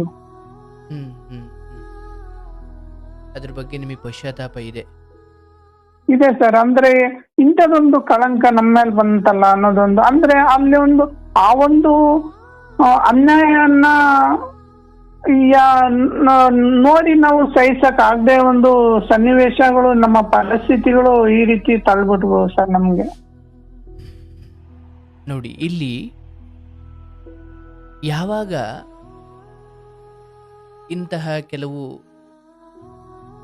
ಯೋಜನೆಗಳನ್ನ ರೂಪಿಸುತ್ತೆ ಈ ಸಮಾಜ ಅಂದ್ರೆ, ಯಾವಾಗ ಹೆಣ್ಣಿನ ಕಡೆಯಿಂದ ಇಲ್ಲ, ನನ್ನ ಗಂಡನಿಗೆ ನಾನು ಅನ್ಯಾಯ ಮಾಡಲ್ಲ, ನನ್ನ ಗಂಡನೇ ನನಗೆ ಪತಿಯೇ ಪರದೈವ, ನಾನು ಹಾಗೆ ಪರಪುರುಷನ ಕಡೆ ಕಣ್ಣೆತ್ತೂ ನೋಡಲ್ಲ, ನನಗೆ ಈ ರೀತಿ ಹಿಂಸೆ ಕೊಡಬೇಡಿ ಅಂತ ಒಂದು ಹೆಣ್ಣು ಗೋಗರ್ದು ಬೇಡಿಕೊಂಡು ಕಾಲಿಗೆ ಬಿದ್ದು ಏನು ಮಾಡಿದ್ರು, ಎಂಥ ಒಬ್ಬ ಕಾಮುಕನಿಂದ ಆ ಹೆಣ್ಣು ತುಂಬ ಹಿಂಸೆ ಪಡ್ತಿದ್ದವಳೆ ಎಂದಾಗ ನೀವು ಹಿಂಗೇನೋ ಮಾಡಿದ್ರೆ ಅದೊಂದು ಲೆಕ್ಕ. ಆ ಹೆಣ್ಣು ಅಷ್ಟು ವಿರೋಧ ಮಾಡ್ತಾಳೆ, ಅವಳಿಗೆ ಇಷ್ಟ ಇಲ್ಲ, ಅಥವಾ ಅವಳ ದೇಹದ ಆಸೆಗೋಸ್ಕರ, ಆ ಸುಖಕ್ಕೋಸ್ಕರ ಅವಳಿಗೆ ಏನು ನರಕ ತೋರಿಸ್ತಿದೆಯೋ ಅಂತ ನೀವೊಂದು ವೇಳೆ ಅವನನ್ನ ಏನೋ ಕೊಂದಿದ್ರೆ ಅದೊಂದು ಬೇರೆ ಆಯಾಮ. ಆದರೆ ಇಲ್ಲಿ ಇಬ್ಬರ ಸಹಮತ ಇತ್ತಲ್ವೇ? ಇಬ್ಬರದ್ದು ಸಹಮತ ಇತ್ತು ಸರ್. ಅಂದ್ರೆ ಹೌದು ಸರ್. ನಿಮಗೆ ಇದು ನನಗಾದ ಅನ್ಯಾಯ ಹೌದು, ಅದು ನಿಮಗಾದ ಅನ್ಯಾಯವೇ ಹೌದು.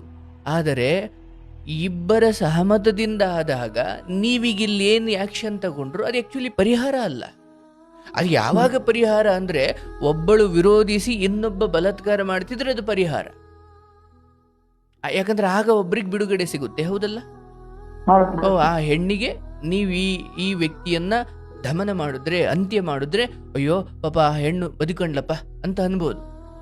ಅವರಿಬ್ಬರೂ ಸೇರೇ ಮಾಡ್ತಿದ್ದಾರೆ ಎಂದಾಗ ನಿಮ್ಮ ಹೌದು, ನಿಮ್ಮದೊಂದು ರೋದನ, ನಿಮ್ಮದೊಂದು ಅನ್ಯಾಯ, ನಿಮ್ಮದೊಂದು ದುಃಖದ ಸ್ಥಿತಿ ಆಗಿ ಎಡವಟ್ಟು ಮಾಡಿಕೊಂಡಿದ್ದೀರಿ. ಆದರೆ ವಾಸ್ತವವಾಗಿ ಅದು ಪರಿಹಾರ ಆಗಿದ್ದಿದ್ರೆ ಇವತ್ತು ನಿಮ್ಮ ಬದುಕು ಚೆನ್ನಾಗಿರ್ಬೇಕಿತ್ತಲ್ಲ.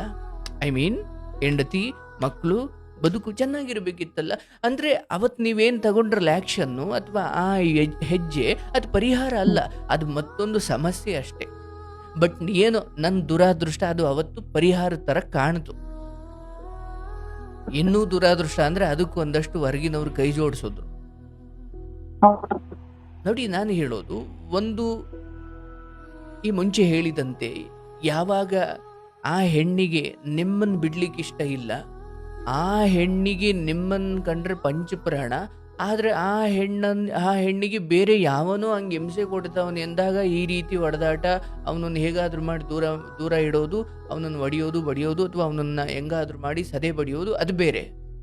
ಆದರೆ ಯಾವಾಗ ಒಂದು ಹೆಣ್ಣಿನ ಒಪ್ಪಿಗೆ ಅಥವಾ ಅವಳದೂ ಕಳ್ಳಾಟ ಅಂದಾಗ ನಿಮ್ಮದು ಒಂದು ಅರಣ್ಯ ರೋದನ ಅಷ್ಟೇ. ಅದು ಕಳ್ಳಾಟನೇ ಸರ್. ಅದು ನನ್ ಮುಂದೆ ಆ ರೀತಿ ನಟನೆ ಮಾಡ್ತಿದ್ರೆ ವಿನಃ ಅವ್ರ ಸಹಮತ ಖಂಡಿತ ಅಲ್ಲಿತ್ತು ಸರ್. ಅವರು ಒಪ್ಪಿಗೆ ಏನೇ ಆಗ್ಲಪ್ಪ, ಅಂತಿಮವಾಗಿ ಕೊಲೆ ಒಬ್ಬ ಮನುಷ್ಯನಿಂದ ಇನ್ನೊಬ್ಬ ಮನುಷ್ಯ ಅಥವಾ ಇನ್ನೊಂದು ಯಾವುದೇ ಜೀವಿ, ಅದರಲ್ಲೂ ಮನುಷ್ಯನ ವಿಚಾರಕ್ಕೆ ಬಂದ್ರೆ ಅದು ಯಾವತ್ತೂ ಆಗಬಾರ್ದಿತ್ತಲ್ವೇ?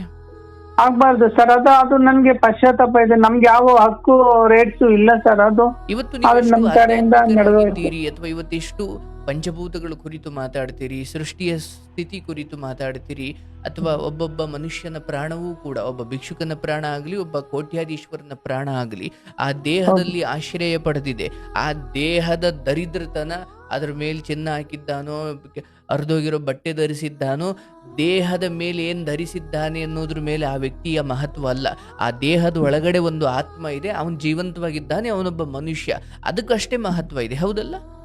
ಹೌದು ಸರ್. ಅರ್ಥಾತ್ ಈ ಜಗತ್ತಲ್ಲಿ ಒಂದು ಜೀವಿ, ಒಂದು ಪ್ರಾಣ ಇರೋ ಜೀವಿ ಕೂಡ ಒಬ್ಬ ಕೋಟ್ಯಾಧಿಪತಿಯ ಪ್ರಾಣಕ್ಕೆ ಏನು ಬೆಲೆಯೋ ಅದು ಭಿಕ್ಷುಕನ ಪ್ರಾಣಕ್ಕೆ ಸಮ, ಅಥವಾ ಭಿಕ್ಷುಕನ ಪ್ರಾಣಕ್ಕೂ ಕೋಟ್ಯಾಧಿಪತಿಯ ಪ್ರಾಣಕ್ಕೂ ವ್ಯತ್ಯಾಸ ಏನೂ ಇಲ್ಲ. ಸ್ವಲ್ಪ ಹೊರಗಡೆ ಅವನು ಹೊಂದಿರುವ ಭಾಗ್ಯಗಳಲ್ಲಿ ವ್ಯತ್ಯಾಸ ಇರ್ಬೋದಷ್ಟೇ. ಹೌದು ಸರ್. ಆದರೆ ಅವನ ಪ್ರಾಣ ಅಥವಾ ಅವನ ಆತ್ಮ, ಪರಮಾತ್ಮನ ಪ್ರತಿಬಿಂಬವಾದ ಆತ್ಮ, ಈ ದೇಹ, ಭಿಕ್ಷುಕನ ದೇಹದೊಳಗಿರುವ ಆತ್ಮ, ಅಥವಾ ನಿಮ್ಮ ಹೆಂಡತಿ ದೇಹದೊಳಗಿರೋ ಆತ್ಮ, ಅಥವಾ ಅವರ ಜೊತೆ ಕಳ್ಳಾಟ ಆಡ್ತಿರೋ ಮಾವನ ದೇಹದೊಳಗಿರೋ ಆತ್ಮ, ಅಂದ್ರೆ ಒಂದು ಆಧ್ಯಾತ್ಮಿಕ ದೃಷ್ಟಿಕೋನದಲ್ಲಿ ನೋಡಿದ್ರೆ ಅವರವರ ಕರ್ಮಗಳನ್ನು ಅವರವರು ಸವಿಸ್ತಾ ಇದ್ದಾರೆ. ಆದರೆ ಲೌಕಿಕವಾಗಿ ನೋಡಿದಾಗ ನಮಗದು ರೋಷ ಉಕ್ಕುತ್ತೆ. ಹೌದು, ಲೌಕಿಕವಾಗಿ ಅದಾದ ಅನ್ಯಾಯವೇ, ಅದರಲ್ಲಿ ಎರಡು ಪ್ರಶ್ನೆ ಇಲ್ಲ ಅಥವಾ ಅದರಲ್ಲಿ ಎರಡು ಮಾತಿಲ್ಲ. ಆದರೆ ಯಾವಾಗ ನಮ್ಮ ಪರ ಬರಬೇಕಾದವರೇ ವ್ಯವಸ್ಥಿತವಾಗಿ ನಮ್ಗೆ ಅನ್ಯಾಯ ಮಾಡ್ತಿದ್ದಾರೆ ಎಂದಾಗ, ಅವರೇ ಇನ್ನೊಬ್ಬರಿಗೆ ಶರಣಾಗಿದ್ದಾಗ, ಇನ್ನೊಬ್ರು ಯಾರೋ ಒತ್ತಾಯ ಮಾಡ್ತಿದ್ದಾರೆ, ನಿಮ್ಮ ಹೆಂಡತಿಗೆ ಅದು ಇಷ್ಟ ಇಲ್ಲ ಅಂದ್ರೆ ಅವನನ್ನು ಹೊಡೆದಾಕ್ಬಿಡ್ಬೋದು. ಇವಳದ್ದೇ ಆ ಬುದ್ಧಿ ಇದ್ದಾಗ ನೀನು ಅವನನ್ನು ಕೊಂದ್ರೆ ಇನ್ನೊಬ್ಬನ ಕಟ್ಕೊಳ್ತಾಳೆ. ಅರ್ಥ ಆಯ್ತಲ್ಲಪ್ಪ? ಅಂದ್ರೆ ಇವಳಲ್ಲಿ ಆ ಬುದ್ಧಿ ಇದೆ ಅನ್ನೋದಾದ್ರೆ, ಇದು ನಿಮ್ಮ ಶ್ರೀಮತಿಯವ್ರಿಗೆ ಅಂತಲ್ಲ, ನಾನು ಸುಮ್ಮನೆ ಸಾರ್ವತ್ರಿಕವಾಗಿ ಹೇಳ್ತಾ ಇದ್ದೀನಿ. ಈಕೆಗೆ ಮೋಸ ಮಾಡುವ ಬುದ್ಧಿ, ಈಕೆಗೆ ಬೇಲಿ ಹಾರೋ ಬುದ್ಧಿ ಇದೆ ಅಂದ್ರೆ ಇವನಲ್ದಿರಿ ಇನ್ನೊಬ್ಬ. ಹೌದು ಸರ್. ಅದು ಹಂಗಾಗಿ ಮತ್ತೆ ಕಟ್ಟಾಗ್ತಿದೆ. ಈಗ ನಡ್ಕೊಂಡು ಹೋಗ್ತಾ ಇತ್ತು ಸರ್. ಕಟ್ಟಾಗ್ತಿದೆ ಧ್ವನಿ ಕೇಳ್ತಾ ಇದೆ ಸರ್. ಸ್ವಲ್ಪ ಕಟ್ಟಾಗ್ತಾ ಇದೆ. ಇಲ್ಲಿ ಸಿಗ್ನಲ್ ಪ್ರಾಬ್ಲಮ್ ಮಾತಾಡಿ. ಬೇರೆ ಕೆಲ್ಸಕ್ಕೆ ಹೋಗ್ಬೇಕಾದ್ರೆ ಅವ್ರನ್ನ ಅಡ್ಡಿಪಡಿಸಿದ್ದೆ ಸರ್. ಏನಪ್ಪ? ಅವರು ಬೇರೆಯವ್ರನ್ನ ಕ್ಷಮಿಸಿ, ತುಂಬಾ ಕಟ್ಟಾಗ್ತಿದೆ. ಮೊದ್ಲು ಚೆನ್ನಾಗಿತ್ತು. ಹೌದಾ? ಕೇಳಿಸ್ತಿದ್ಯಾ? ಕೇಳ್ತಾ ಇದೆ ಸರ್ ನಂಗೆ. ಮಾತಾಡಿ. ಏನು ಕೆಲ್ಸಕ್ಕೆ ಹೋಗ್ಬೇಕಾದ್ರೆ ಅಂತ ಹೇಳ್ತಿದ್ರಿ? ಅವ್ರನ್ನ ಅಡ್ಡಿ ಮಾಡಿದ್ದಾರೆ. ಅಂದ್ರೆ ನೀನು ಕೆಲ್ಸಕ್ಕೆ ಹೋಗ್ಬೇಡ ಅಂತ ಅವ್ರನ್ನ ಅಡ್ಡಿ ಮಾಡಿ. ಮಾವ? ಹೌದು. ಅವ್ರ ದಾರಿಯಲ್ಲಿ ಹೋಗ್ಬಿಟ್ಟು ಮಧ್ಯ ದಾರಿಯಲ್ಲಿ ಹೋಗಿ ಅಡ್ಡಿ ಮಾಡಿ ಅವರು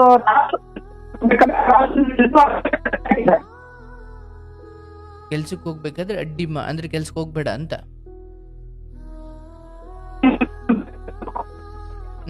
ಕೇಳಿಸ್ತಾ ಇಲ್ಲ. ಕಟ್ಟಾಯ್ತು. ಮಾತಾಡಿ. ಕೇಳಿಸ್ತಾ ಇದೆ, ಮಾತಾಡಿ. ಹಾ, ಅಲ್ಲಿ ದಾರಿಯಲ್ಲಿ ಅಡ್ಡ ಹೋಗಿ ಅವ್ರನ್ನ ತಡೆದು ಆ ರಾಸುವನ್ನ ಅಲ್ಲೇ ಕಟ್ಟಾಕಿ ಮತ್ತು ವಾಪಸ್ ಬಂದಿದ್ದಾರೆ. ಏನ್ ಅಲ್ಲೇ ಕಟ್ಟಾಕಿ? ಅಂದ್ರೆ ರಾಸು ಇದೆ ಸರ್, ನಮ್ಮ ಮನೆಯಲ್ಲಿ ಹಸು ಇತ್ತು. ಹಸು, ಓಕೆ. ಅದು ಇದ್ದಾಗ ಕಟ್ಟಾಕಿ ಇವ್ರು ಹಿಡಿದು ಅಲ್ಲಿ ಕಟ್ಟಾಕಿ ಅದೇ ಬಂದಿದ್ದಾರೆ. ಅವರು ಕೆಲ್ಸಕ್ಕೆ ಅವ್ರಿಗೆ ಹೋಗಿದ್ದಾರೆ. ಮತ್ತೆ ಸಂಜೆ ಬಂದು ನನ್ ಕೇಳಿದ್ರು ರಾಸು ಎಲ್ಲಿ ಅಂತ. ಇಲ್ಲ, ನೀವೇ ಇಟ್ಕೊಂಡ್ರಲ್ಲ, ನನ್ಗೆ ಹೆಂಗ್ ಗೊತ್ತು ಅಂತ ನಾನು ಹೇಳ್ದೆ. ಮತ್ತ ಅವರು ಜಗಳ ಬಿದ್ರು ಅವರಿಬ್ರು. ಅಲ್ಲಿ ನೀನೇನು ನನ್ನ ಅಡ್ಡ ಮಾಡೋದು, ನೀನು ಅಲ್ಲಿದ್ಯಾ, ಅವನ್ ಕಡೆ ಇದೆಯಾ, ಇವನ್ ಕಡೆ ಇದೆಯಾ ಅಂತ ಅವ್ರಿಬ್ರು ಜಗಳ ಆಡ್ತಾ ಇದ್ರು. ಅಲ್ಲಿ ನಾನು ಅದೇ, ನೀನೇನು ಇಲ್ಲಿ ನೀತಿ ಹೇಳೋದು, ಬೇಲಿ ಎದ್ದೆ ಹೊಲ ಮೇಯ್ಬೇಕಾದ್ರೆ ನೀನ್ ಕರೆಕ್ಟ್ ಆಗಿದ್ಯಾ, ನೀನೇ ಮಾಡ್ತಿರೋದೇ ತಪ್ಪು ಕೆಲ್ಸ. ಅವನು ರೈಟ್, ಅವನು ದಂಡ ಅಂತ ರೈಟ್ ನಿನ್ಗೇನಿದೆ, ನೀನೇ ಈ ಕೆಲಸ ಮಾಡ್ತಾ ಇದ್ಯಾ ಅಂತ ನಾನು ಅಲ್ಲಿ ರೊಚ್ಚಿಗೆ ಎದ್ದಾಗ ನನ್ಗಲ್ಲಿ ತುಂಬಾ ಮನ್ಸಿಗೆ ಹಿಂಸೆ ಆಗ್ಬಿಡ್ತು ಸರ್. ಈ ರೀತಿಯಾಗಿ ಅದು ಅಂತ ಒಂದು ಆತುರದ ನಿರ್ಧಾರ ತಗೊಂಡು ಈ ರೀತಿ ಅನ್ಯಾಯ ಆಗೋಯ್ತು ಸರ್ ಪರಿಸ್ಥಿತಿ. ನೀವು ಈ ವಿಚಾರವನ್ನು ಹೋಗಿ ನಿಮ್ಮ ಫ್ರೆಂಡ್ಸ್ ಹತ್ರ ಅಥವಾ ಅವ್ರು ಯಾರೋ ಇದ್ದಾರಲ್ಲ ಅವ್ರ ಹತ್ರ ಎಕ್ಸಾಕ್ಟ್ ಇದನ್ನ ಹೇಳಿದಾಗ ಅವ್ರು ಏನು ಹೇಳಿದ್ರು ನಿಮಗೆ ಮೊದಲನೇ ಬಾರಿ? ಅವರು ಈ ರೀತಿ ಇದ್ದಾಗ ಇಂಥವ್ರು ಭೂಮಿಯಲ್ಲಿ ಇರಕ್ಕೆ ನಾಲಾಯಕು ಅಂತ ಇದ್ ಮಾಡಿ ನಮ್ಗೆ ಸಹಕಾರ ಕೊಟ್ರು. ಒಂದು ವೇಳೆ ನೀವು ಇದನ್ನ ಪೊಲೀಸ್ ಹಂತದವರೆಗೂ ಹೋಗಿದ್ರೆ ಏನಾಗ್ತಿತ್ತು? ಅಂದ್ರೆ ಮೊದ್ಲೇ ಪೊಲೀಸ್ ಸ್ಟೇಷನ್ಗೆ ಮೊದಲೇ ಹೋಗಿದ್ರೆ ಆ ವ್ಯಕ್ತಿ ಆ ಸ್ಟೇಷನ್ ಕೋರ್ಟ್ ಆ ಮನುಷ್ಯನ್ಗೆ ಸುಮಾರು ಅದು ಆಗ್ಲೇ ಮಾಮೂಲಿ ಆಗಿತ್ತು. ಆ ವ್ಯಕ್ತಿ ಅದೆಲ್ಲಾನು ನಮ್ಗೇನು ಆಗ್ತಿರ್ಲಿಲ್ಲ ಸರ್. ಕಾನೂನು ಬದ್ಧವಾಗಿ ಹೋಗಿದ್ರೆ ನಮ್ಗೇನು ಅದನ್ನ ನಿಗ್ರಹ ಮಾಡ್ಕೊಳಕ್ ಆಗ್ತಿರ್ಲಿಲ್ಲ. ಯಾಕೆಂದ್ರೆ ಈ ಅವ್ರಿಗೆ ಹೊರಟು ಅವ್ರವ್ರು ಇದ್ದು ಒಂದೇ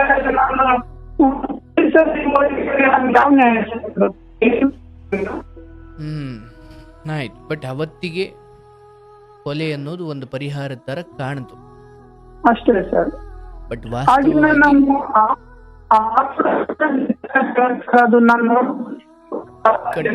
ಅದು ಈಗ ರಿಯಲೈಸ್ ಆಗ್ತಾ ಇದೆ. ಈಗಿನ ಒಂದು ಸಮಯದ ಎಲ್ಲ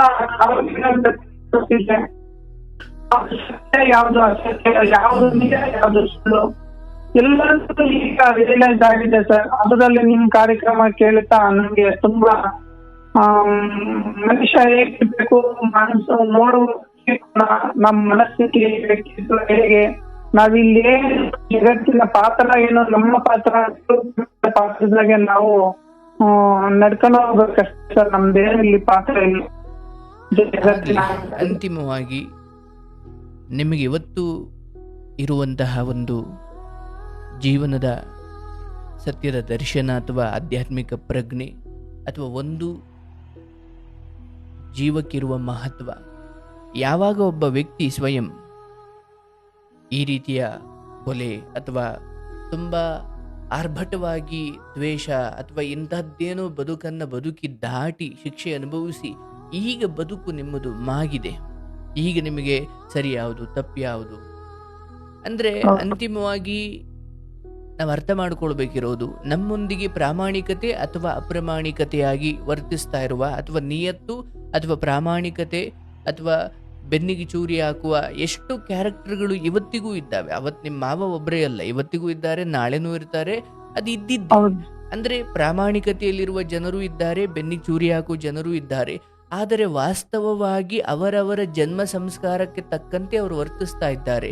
ನಮ್ಮ ಬದುಕು ಯಾರೋ ತಪ್ಪಿತಸ್ಥರು ಕಂಡಾಗ ಕೊಲ್ಲೋದಲ್ಲ. ಒಂದು ವೇಳೆ ಸಾಧ್ಯವಾದರೆ ಎರಡು ಕೆಲಸ ಮಾಡ್ಬೋದು. ಒಂದು, ಅವರನ್ನ ಸಭ್ಯವಾಗಿ ಬದಲಾಯಿಸಬಹುದು. ಇಲ್ಲ ಅವರು ಅಯೋಗ್ಯರು ಬದಲಾಗಲ್ಲ ಅಂದಾಗ ನಾವು ಅವರಿಂದ ದೂರ ಆಗ್ಬೇಕು. ಎರಡೇ ಅವಕಾಶ, ಕೊಲ್ಲೋದಲ್ಲ. ಹೌದು ಸರ್, ನೀವ್ ಹೇಳಿದಂತ ಈಗ ಎರಡನೇ ಮಾತು ಹೇಳಿದ್ರಲ್ಲ, ನಾವ್ ಅಲ್ಲಿಂದ ದೂರ ಆಗ್ಬೇಕಿತ್ತು, ಅವ್ರನ್ನ ಬಿಟ್ಟು ಆಚೆ ಬರ್ಬೇಕಿತ್ತು. ನಾವ್ ಮಾಡ್ಕೊಂಡಿದ್ ತಪ್ಪದು. ವಾಸ್ತವವಾಗಿ ಒಂದು ಪಾಪದ ಅವ್ರನ್ನಂತೂ ಬದಲು ಮಾಡೋದಕ್ಕೆ ಸಾಧ್ಯನೇ ಇರ್ಲಿಲ್ಲ. ಈ ಒಂದು ಜನ್ಮದಲ್ಲಿ ಬದಲು ಆಗ್ತಾ ಜಯಮಾನಲ್ಲ, ನಾವು ಬದಲಾಗ್ಬೇಕಿತ್ತು ಸರ್. ಅಲ್ಲಿ ನಾವು ಅವ್ರನ್ನ ಬಿಟ್ಟು ದೂರ ಬರ್ಬೇಕಿತ್ತು. ನಾವು ಮಾಡ್ಕೊಂಡಿದ್ದು ಅದೊಂದು ತಪ್ಪು ಮಾಡಿದ್ವಿ ನಮ್ಮ ಕಡೆಯಿಂದ. ಇವತ್ತಿಗೆ ನಿಮ್ಗೆ ಅದ್ರ ಬಗ್ಗೆ ಪಶ್ಚಾತ್ತಾಪ ಇದೆ. ಆದರೆ ಈ ಕಾರ್ಯಕ್ರಮದ ಮೂಲಕ ನೀವು ಘಂಟಾಘೋಷವಾಗಿ ಹೇಳ್ಬೋದು, ಈ ಜಗತ್ತಿನಲ್ಲಿ ಯಾವ ತಪ್ಪುದೇ ಅಥವಾ ಯಾವ ತಪ್ಪುಗಳು ಅಥವಾ ಯಾವ ಅನ್ಯಾಯಗಳು ನಿಮ್ಮ ವಿರುದ್ಧ ನಡೆದ್ರೂ ಕೂಡ ಕೇವಲ ಅದನ್ನ ಸರಿ ಮಾಡುವ ಪ್ರಯತ್ನ ಮಾಡಿ, ಮ್ಯಾಕ್ಸಿಮಮ್ ಅದಾಗ್ಲಿಲ್ಲ ಅಂದ್ರೆ ಅಂತಹ ಅಯೋಗ್ಯರನ್ನ ದೂರವಿರಿಸಿ ಬಿಡಿ. ಆದರೆ ಕೊಲೆ ಅಥವಾ ಇಂಥದ್ದೇನು ನಿರ್ಧಾರ ನಿಮ್ದೇನೋ ಕೆಲವು ಭಾಗ್ಯವೋ ಅಥವಾ ದೌರ್ಭಾಗ್ಯವೋ ಈಗ ಬಿಟ್ಬಿಟ್ಟು ಎಲ್ಲ ಆಚೆಗೆ ಬಂದ್ರಿ, ಇಲ್ಲಾಂದ್ರೆ ಜೀವನ ಪೂರ್ತಿ ನರಳಬೇಕಿತ್ತಲ್ಲ. ಹೌದು ಸರ್. ಬಟ್ ನಾವು ಇದ್ದಂತ ಪರಿಸ್ಥಿತಿ ಅದು ನೀವ್ ಹೇಳಿದಂತ ರೀತಿ ಆಗ್ಬೇಕಿತ್ತು ಸರ್. ಅದೇನೋ ದೇವರು ನಮ್ಮ ಭಾಗದಲ್ಲಿತ್ತು, ಅದನ್ನ ಅಲ್ಲಿಂದ ಮುಕ್ತಿ ಕೊಟ್ಟು ಸರಿಯಲ್ಲ ಅಂತ ಅಥವಾ ಸರಿ ಅಂತ ನಾನು ಹೇಳ್ತಾ ಇಲ್ಲ. ಅಂತ ಯೋಗ್ಯರ ವಿಚಾರ ಅದನ್ನ ನಾನು ಬಾಯ್ಬಿಟ್ಟು ಹೇಳಬೇಕಿಲ್ಲ. ಅಂದ್ರೆ ಸುಮ್ಮನೆ ಒಂದು ವೇಳೆ ನೀವು ಹೇಳ್ದಂಗೆ ಆಗಿರೋದಾದ್ರೆ ಅದು ಅನಾಗರಿಕ ಸಂಸ್ಕೃತಿ. ಮಗಳಿಗೂ ಹೆಂಡತಿಗೂ ವ್ಯತ್ಯಾಸ ಗೊತ್ತಿಲ್ಲ ಅನ್ನೋ ಸ್ಥಿತಿಗೆ ಒಬ್ಬ ಮನುಷ್ಯ ತಲುಪುವುದಿದೆಯಲ್ಲ, ಅದು ಕಾಮಾಂಧನಾದಾಗ ಈ ಲೋಕದಲ್ಲಿ ಅದು ಸಾಧ್ಯವಿದೆ. ಆದರೆ ಆ ಕಾಮಾಂಧತೆಯಲ್ಲಿ ಸಾಮಾನ್ಯ ಜ್ಞಾನವೂ ಕೂಡ ಮುಚ್ಚಿ ಹೋಗುತ್ತೆ. ಹೇಗೆ ಒಬ್ಬ ಕಾಮುಕ ಅಂತಹ ತೀರಾ ಆತುರದ ಬುದ್ಧಿಯಲ್ಲಿ, ಕಾಮುಕ ಬುದ್ಧಿಯಲ್ಲಿ ಅಂದ್ರೆ ಹೆಣ್ಣಷ್ಟೇ, ಅದು ತಂಗಿನೋ ಅಕ್ಕನೋ ಹೆಂಡತಿನೋ ಪಕ್ಕದ ಮನೆ ಅಕ್ಕನ ಸಮಾನನೋ ತಂಗಿ ಸಮಾನನೋ, ಆ ಅದನ್ನೇ ನಾವು ಕುರುಡು ಅಂತ ಕರಿತೀವಿ ಅಥವಾ ಅಜ್ಞಾನ ಅಂತ ಕರಿತೀವಿ. ಮನುಷ್ಯನಿಗೆ ಇರುವ ಇಂದ್ರಿಯ ಸುಖಗಳು, ತೀಟೆಗಳು ಅವೆಲ್ಲ ಈಡೇರಿಸ್ಕೊಳ್ಳೋದೇ ಅವನ ಪ್ರಮುಖ ಉದ್ದೇಶವಾಗಿ ಎಲ್ಲ ಎದ್ದು ನಿಂತು ಅದನ್ನೇ ಮಾಡ್ಲಿಕ್ಕೆ ಶುರು ಮಾಡಿಕೊಂಡ್ರೆ ಈ ಸಮಾಜದ ಕಥೆ ಏನಾಗಬೇಕು? ಇಲ್ಲಿ ಮಗಳು, ತಂದೆ, ತಾಯಿ, ಅಣ್ಣ, ತಂಗಿ, ಚಿಕ್ಕಪ್ಪ ಮಕ್ಕಳು, ದೊಡ್ಡಪ್ಪ ಮಕ್ಕಳು, ಇದನ್ನೇನೋ ಒಂದು ಪವಿತ್ರವಾಗಿಟ್ಟಿದ್ದಾರೆ. ಅಲ್ಲಿ ಇಂತಹ ಕಾಮದ ಯೋಚನೆಗಳು ಬರಲೇಬಾರ್ದು. ಈ ಕಟ್ಟುಪಾಡುಗಳನ್ನು ಮಾಡಿಟ್ಟಿದ್ದಾರೆ ಬೇಕು ಅಂತ. ಆದರೆ ಮನುಷ್ಯನ ಕಾಮಕ ಬುದ್ಧಿ ಇದೆಯಲ್ಲ, ಅದಕ್ಕೆ ಕಟ್ಟುಪಾಡು ನೆನಪೇ ಆಗಲ್ಲ ಕೆಲವೊಮ್ಮೆ. ಇದು ಒಂದು ಸರ್, ಇದು ಇತ್ತೀಚೆಗೆ ಅವತ್ತಿಂದ ಇವತ್ತಿನವರೆಗೂ ಅವರು ಇಡೀ ಅವರು ಫ್ಯಾಮಿಲಿ ಇವತ್ತಿಗೂ ಅದನ್ನ ಸಮರ್ಥಿಸ್ಕೊಂತ ಇದ್ದಾರೆ, ಅವತ್ತಿಂದ ಇವತ್ತಿನ ನಿಮಿಷದವರೆಗೂ. ಆಯ್ತು, ಅದೇನೇ ಇರಲಿ, ಈಗ ಅದೆಲ್ಲ ಮುಗಿದ ಕತೆ. ಆ ಹೆಣ್ಣು ಆಕೆ ಜೀವನ ನೋಡಿಕೊಳ್ಳಿ. ಬಟ್ ಇವತ್ತು ಎಲ್ಲದರಿಂದ ಭಗವಂತ ನಿಮಗೆ ವಿನಾಯಿತಿ ಕೊಟ್ಟಿದ್ದಾನೆ. ಇವತ್ತು ನಿಮ್ಮ ಬದುಕನ್ನ ನೀವು ಕಷ್ಟವೋ ಸುಖವೋ ನಡೆಸ್ಕೊಂಡು ಹೋಗ್ತಾ ಇದ್ದೀರಿ, ತಾಯಿ ಸೇವೆ ಮಾಡ್ತಾ ಇದ್ದೀರಿ.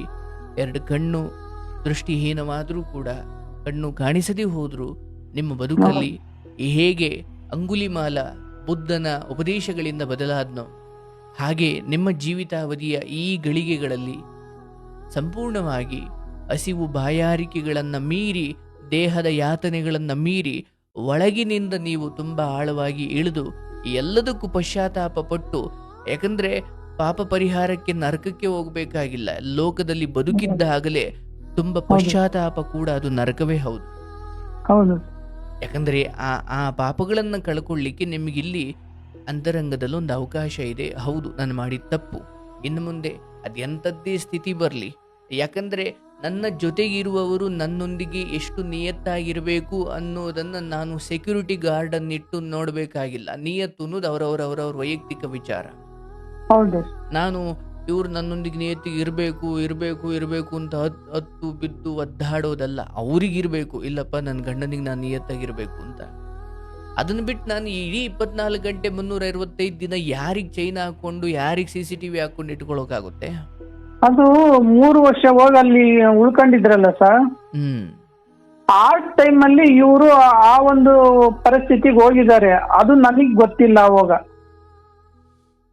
ಅಂದ್ರೆ 3 ವರ್ಷ ಅವ್ರು ತವ್ರ ಮನೇಲಿ ಹೋಗಿ ಸೇರಿದ್ರಲ್ಲ, ಆ ಟೈಮಲ್ಲೇ ಇವ್ರಿಗೆ ಅದು ಈ ರೀತಿ ಅವರು ಆಗಿದ್ದಾರೆ, ಮಿಂಗಲ್ ಆಗಿದ್ದಾರೆ. ಅದು ಅವ್ರ ಮನೆಯವ್ರಿಗೆಲ್ಲಾನು ಗೊತ್ತಾಗಿದೆ. ಆ ನಂತರ ನಾನು ನಮ್ಗೆ ಹೋಗ್ಲಿ ಬಿಡು, ಜೀವ ಒಂದು ಬದುಕಲ್ಲಿ ಒಂದು ಅವಕಾಶ ಕೊಡೋಣ ಅಂತ ಹೇಳಿ ಮತ್ತೆ ನಾನು ಕರ್ಕೊಂಬಂದ, ನಾವು ಜೀವನ ಮಾಡ್ತಿರ್ಬೇಕಾದ್ರೆ ಆದಂತ ಒಂದು ಸನ್ನಿವೇಶ ಸರ್ ಇದು.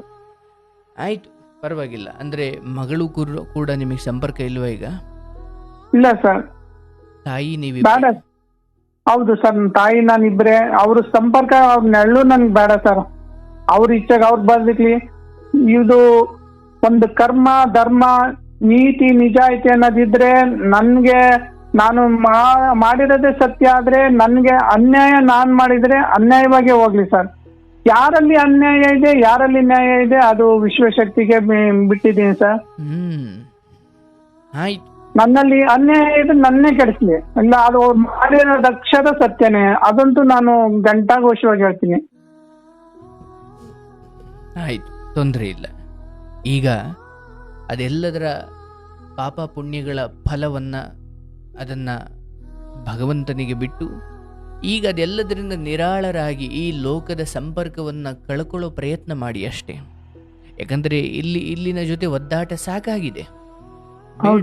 ಇದು ಒಂದು ದಿವಸ ಹಿಂಗಿದ್ರೆ ಒಂದು ದಿವಸ ಹಂಗೆ, ಇದು ಯಾಕೋ ಸ್ಥಿರವಾಗಿರುವಂತಹ ಸನ್ನಿವೇಶ ಅಲ್ಲ. ಇಲ್ಲಿ ಯಾರ ಸಹವಾಸವಾದ್ರೂ ಅಷ್ಟೇ. ಹಾಗಾಗಿ ನಿಮ್ಮ ಸಂಪೂರ್ಣ ಪ್ರಜ್ಞೆಯನ್ನ ಈ ಅಲೌಕಿಕವಾದ ವಿಚಾರಗಳ ಕಡೆ ಕೊಡ್ತಾ ನೋಡಿ. ಯಾವಾಗ ನಿಮ್ಮ ಕಣ್ಣು ಮಾತ್ರ ಕುರುಡಾಗುತ್ತೆ ಮನುಷ್ಯ ಬದುಕಬಹುದು, ಆದರೆ ಅಂತರಂಗ ಕುರುಡಾದಾಗ ಅದು ನಿಜವಾದ ನರಕವಾಗುತ್ತೆ. ನೀವು ನಿಜವಾಗಿಯೂ ಆ ವ್ಯಕ್ತಿಯನ್ನ ಕೊಲ್ಲುವ ಸಮಯದಲ್ಲಿ ಹೊರಗಿನ ಕುರುಡತನ ನಿಮ್ಮನ್ನ ಕೊಂದಿಲ್ಲ, ಅಂತರಂಗದ ಕುರುಡುತನ. ಆದ್ರೆ ಇವತ್ತು ನೀವು ಒಳಗಿನಿಂದ ಎಷ್ಟು ಕಣ್ಣು ತೆರೆದವರಾಗಿದ್ದೀರಿ, ನಿಮ್ಮ ಮಾತುಗಳು ಹಂಗೆ ಬರ್ತಿದ್ದಾವೆ ಇವತ್ತು. ಯಾಕಂದ್ರೆ ನಿಮ್ಮಲ್ಲಿ ಪಶ್ಚಾತ್ತಾಪ ಇದೆ, ಸತ್ಯದ ಅರಿವಾಗಿದೆ, ಒಂದು ಜೀವಕ್ಕಿರೋ ಮಹತ್ವ ಗೊತ್ತಾಗಿದೆ. ಯಾಕಂದ್ರೆ ಒಂದು ನನಗಾದ ಅನ್ಯಾಯಕ್ಕೆ ಒಂದು ವೇಳೆ ನಾನು ಕೊಲ್ಲೋದೇ ಪರಿಹಾರ ಅನ್ನೋದಾದ್ರೆ ನನ್ನನ್ನು ಇಷ್ಟೊತ್ತಿಗೆ ಬೇರೆ ಬೇರೆಯವರು ಎಷ್ಟು ಸತಿ ಕೊಲ್ಬೇಕಿತ್ತು. ಹೌದು ಸರ್, ಹೌದು. ಯಾಕಂದ್ರೆ ನಾವು ಅಲ್ಲಲ್ಲೇ ಏನೇನೋ ತಪ್ಪುಗಳು ಮಾಡ್ಕೊಂಡೇ ಬಂದಿರ್ತೀವಲ್ವೇ, ಎಲ್ಲದರ ನಂತರವೇ ನಾವಿವತ್ತು ಈ ಸ್ಥಿತಿಗೆ ಬಂದು ನಿಂತಿರ್ತೀವಿ. ಹೌದು ಸರ್, ಸತ್ಯ. ಆದ್ರೆ ನಿನ್ನ ಮಾವ ಮಾಡಿದ್ದು ಸರಿ ಅಥವಾ ಒಂದು ವೇಳೆ ಹೇಗೆ ಕೃಷ್ಣ ಸಂಧಾನ ಮಾಡಿ ಯುದ್ಧವನ್ನು ನಿಲ್ಲಿಸುವ ಪ್ರಯತ್ನ, ಅರ್ಥಾತ್ ಬಾಯಿ ಮಾತಲ್ಲಿ ಹೇಳುವ ಪ್ರಯತ್ನದ ನಂತರ ಹೇಗೆ ಯುದ್ಧ ಅನಿವಾರ್ಯವಾಯಿತು, ಹಾಗೆ ಕೆಲವೊಬ್ಬರಿಗೆ ಮಾತಿನಿಂದ ತಿದ್ದಿಕೊಳ್ಳದೆ ಹೋದಾಗ ಯುದ್ಧ ಅನಿವಾರ್ಯ. ಆದರೆ ಈ ಕಲಿಯುಗದಲ್ಲಿ ಯುದ್ಧ ಅಂದ್ರೆ ಕತ್ತಿ ಹಿಡಿದು ನಿಂತು ಅವರನ್ನು ಕೊಲ್ಲೋದಲ್ಲ, ಅವರ ಮೇಲಿರುವ ವ್ಯಾಮೋಹವನ್ನ ಕೊಂದು ನಾವು ಅವರಿಂದ ದೂರವಾಗುವುದೇ ಕುರುಕ್ಷೇತ್ರ. ಹೌದು ಸರ್, ಈ ಸಮಯದಲ್ಲಿ ತ್ರೇತಾಯುಗ ತರ ಅಥವಾ ದ್ವಾಪರ ಯುಗದ ತರ ನಾನು ಅವರನ್ನು ಕೊಲ್ಲೋದಲ್ಲ, ಕಲಿಯುಗದಲ್ಲಿ ತನ್ನೊಳಗಡೆ ತನ್ನ ಹೆಂಡತಿ ಮೇಲಿರೋ ಮೋಹ, ಮಾವನ ಮೇಲಿರೋ ಕೋಪ, ಇವೆಲ್ಲವನ್ನ ಈ ಮೋಹಗಳನ್ನ ಕೊಂದುಕೊಂಡಿದ್ರೆ ನಾನು ಸಂಪೂರ್ಣ ಬಂಧ ಮುಕ್ತವಾಗ್ತಾ ಇದ್ದೆ.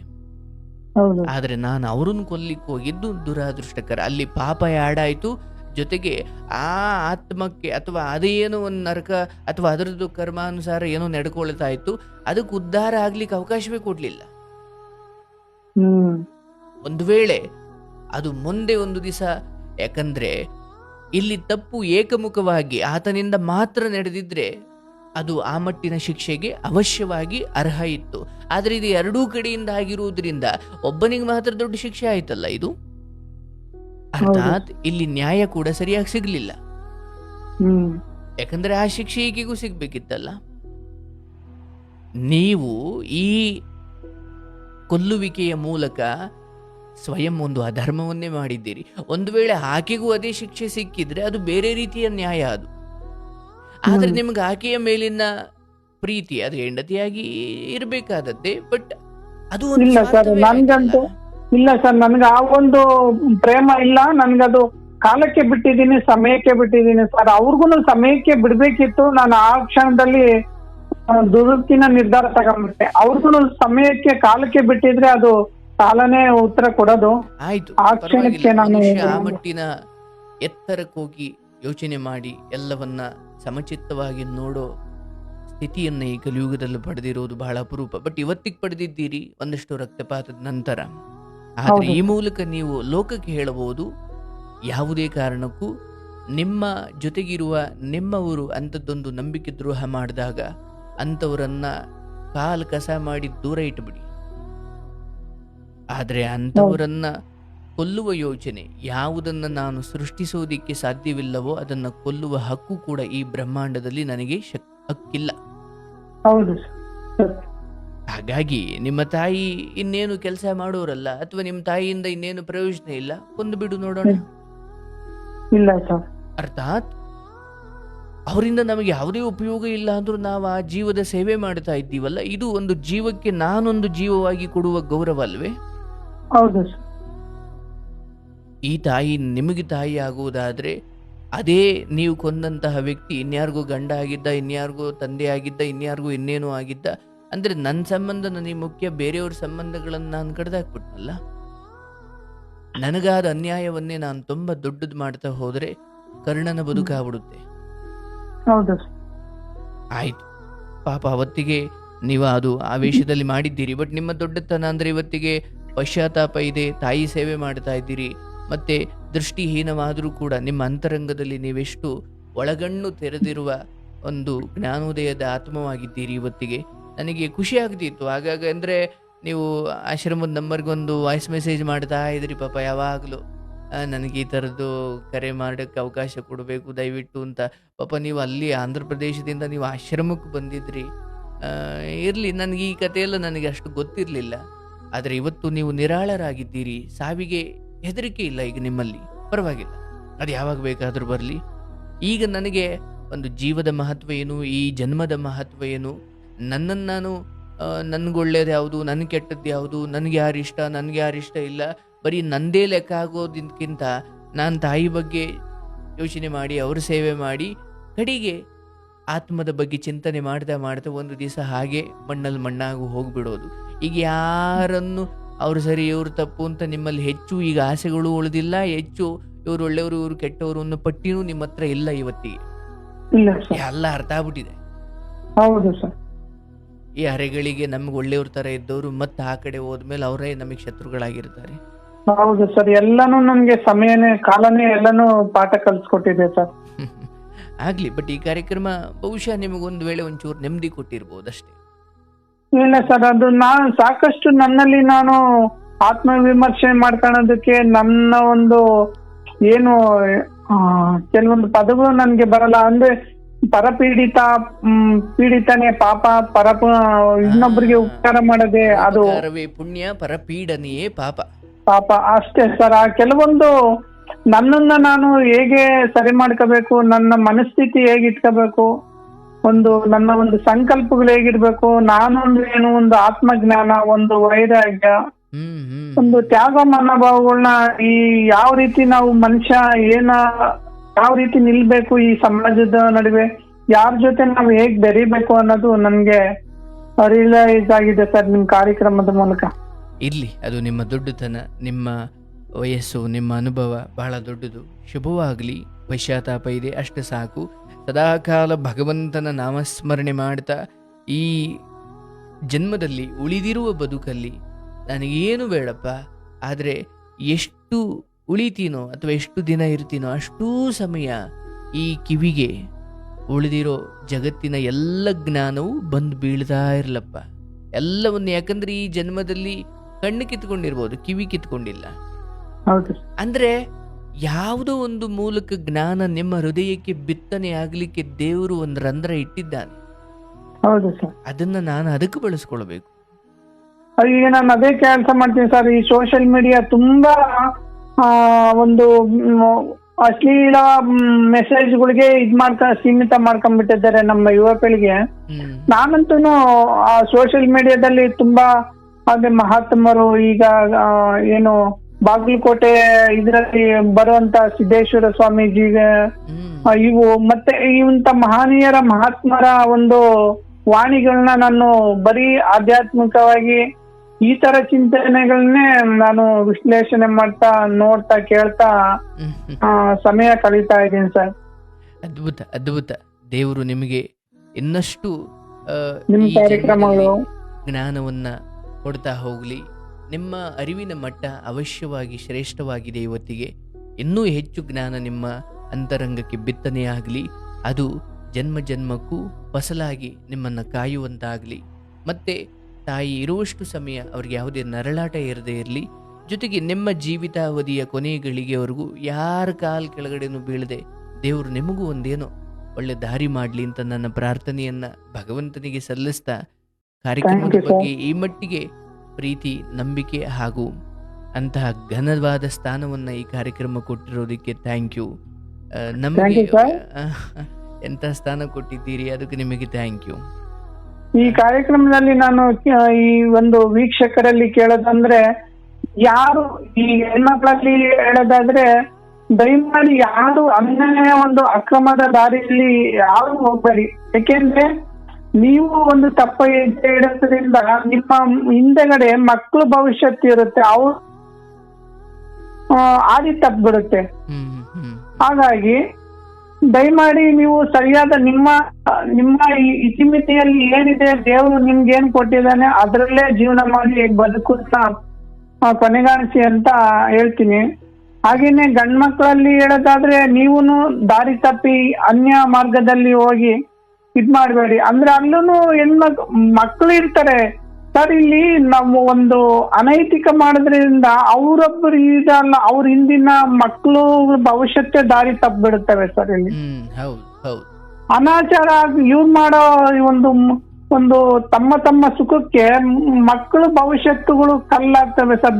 ಬೇರೆ ದಿಕ್ಕಿನ ಕಡೆನೆ ಹೊಂಟೋಗ್ಬಿಡ್ತೈತೆ. ಒಬ್ಬೊಬ್ಬರ ಜೀವನದಲ್ಲೂ ಒಂದೊಂದರ ಕೆಟ್ಟ ಮೂರ ಬಟ್ಟೆ ಆಗೋಗ್ಬಿಡ್ತೈತೆ ಬದುಕು. ಸತ್ಯ.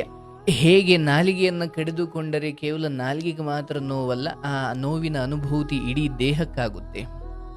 ಹಾಗೆ ಮನೆಯಲ್ಲಿ ಅಥವಾ ಒಂದು ಹೆಣ್ಣು ಅಥವಾ ಗಂಡು ಅಕ್ರಮದ ದಾರಿ ಹಿಡಿದಾಗ ಒಂದು ಇಡೀ ಮನೆಗೆ ಆ ಯಾತನೆಗಳು ಕಾಡ್ತವೆ. ಮಕ್ಕಳ ಮನಸ್ಸಲ್ಲಿ ಪ್ರವೇಶ ಮಾಡುವ ಮೂಲಕ ಆ ಇಡೀ ಮನೆ ಸಂಸ್ಕಾರಹೀನವಾಗ್ಲಿಕ್ಕೆ ಅದು ಕಾರಣವಾಗುತ್ತೆ. ಹೌದು ಸರ್. ನೀವು ಅದನ್ನ ತುಂಬಾ ಸ್ಪಷ್ಟವಾಗಿ ಹೇಳಿದ್ರಿ. ದೇವ್ರು ಒಳ್ಳೇದು ಮಾಡ್ಲಿ.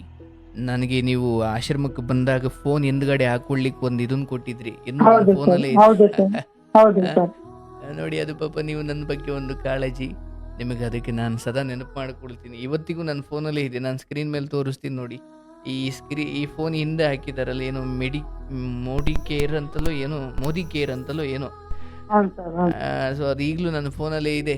ಸ್ವಲ್ಪ ಫೋನಾಗ ಮಾತಾಡ್ಬೇಕಾದ್ರೆ ಆಗೋದು ಬೇಡ ಅಂತ ಪಾಪ ಅವ್ರು ಬಂದಾಗ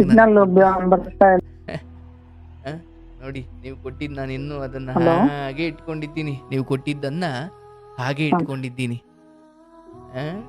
ದೇವ್ರು ಒಳ್ಳೇದು ಮಾಡ್ಲಿ, ನಿಮಗೆ ಶುಭವಾಗ್ಲಿ, ತಾಯಿಗೂ ಒಳ್ಳೇದಾಗ್ಲಿ.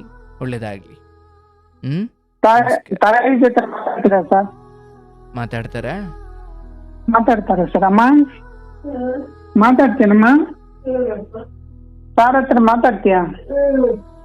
ಮಾತಾಡಮ್ಮ, ಅಲ್ಲೇ ಮಾತಾಡುವ. ಹಂಗೇನ? ನಮಸ್ತೆ. ಹಂಗೆ ಮಾತಾಡಮ್ಮ. ನಮಸ್ತೆನವ್ವ. ಅಲ್ಲೇ ಮಾತಾಡಿ. ನಮಸ್ಕಾರನವ್ವ. ಮಾತಾಡಮ್ಮ. ಇಲ್ಲಿ ನಮಸ್ತೆನವ್ವ. ನಮಸ್ತೆ ತಾಯಿ, ಚೆನ್ನಾಗಿದ್ದೀರಾ? ಊಟ ಮಾಡಿದ್ರನವ್ವ? ಯಾಕೆ ಅಳ್ತೀರಿ?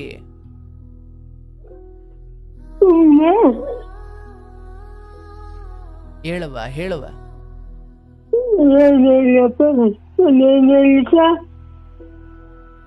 ಚೆನ್ನಾಗಿದ್ದೀರಾ ತಾನೇ?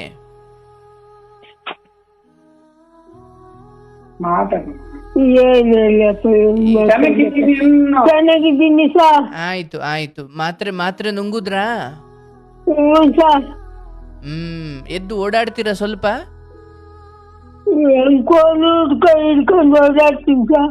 80 ವರ್ಷ ನನವ? ಆಗ್ಲವ್ವ. ಸದಾ ಭಗವಂತ ಕೃಷ್ಣನನ್ನ ಪ್ರಾರ್ಥನೆ ಮಾಡವ, ಹರೇ ಕೃಷ್ಣ ಅಂತ. ಒಳ್ಳೇದಾಗುತ್ತೆ, ಏನು ಆಗಲ್ಲ, ಭಯ ಬೀಳ್ಬೇಡಿ. ಮಗನಿಗೂ ದೇವ್ರು ಒಳ್ಳೇದು ಮಾಡ್ತಾನೆ. ಸರಿಯಾದ ಟೈಮಿಗೆ ಊಟ ಮಾಡಿ, ಏನು ಯೋಚನೆ ಮಾಡಬೇಡಿ, ಪರವಾಗಿಲ್ಲ, ದೇವ್ರು ಇಟ್ಟಿದ್ದಾಗುತ್ತೆ. ತುಂಬಾ ಏನು ಕೊರಗ್ಲಿಕ್ಕೆ ಹೋಗ್ಬೇಡಿ, ಎಲ್ಲ ಒಳ್ಳೇದಾಗುತ್ತವ. ಆಗ್ಲವ, ಆಗ್ಲಿ, ಒಳ್ಳೇದಾಗ್ಲಿ ತಾಯಿ, ಒಳ್ಳೇದಾಗ್ಲಿ. Thank you sir. ಆಗ್ಲಿ. ನಮ್ಗೆ ಸಮಯ ಕೊಟ್ಟಿದ್ದಕ್ಕೆ, ಅಮೂಲ್ಯವಾದ ಸಮಯ ಕೊಟ್ಟಿಗೆ ತುಂಬಾ ಹೃದಯದ ಧನ್ಯವಾದ ಸರ್. ಏನಿಲ್ಲ, ನೀವು ಚೆನ್ನಾಗಿರ್ಬೇಕು. ಶುಭವಾಗ್ಲಿ. ಶುಭವಾಗ್ಲಿ.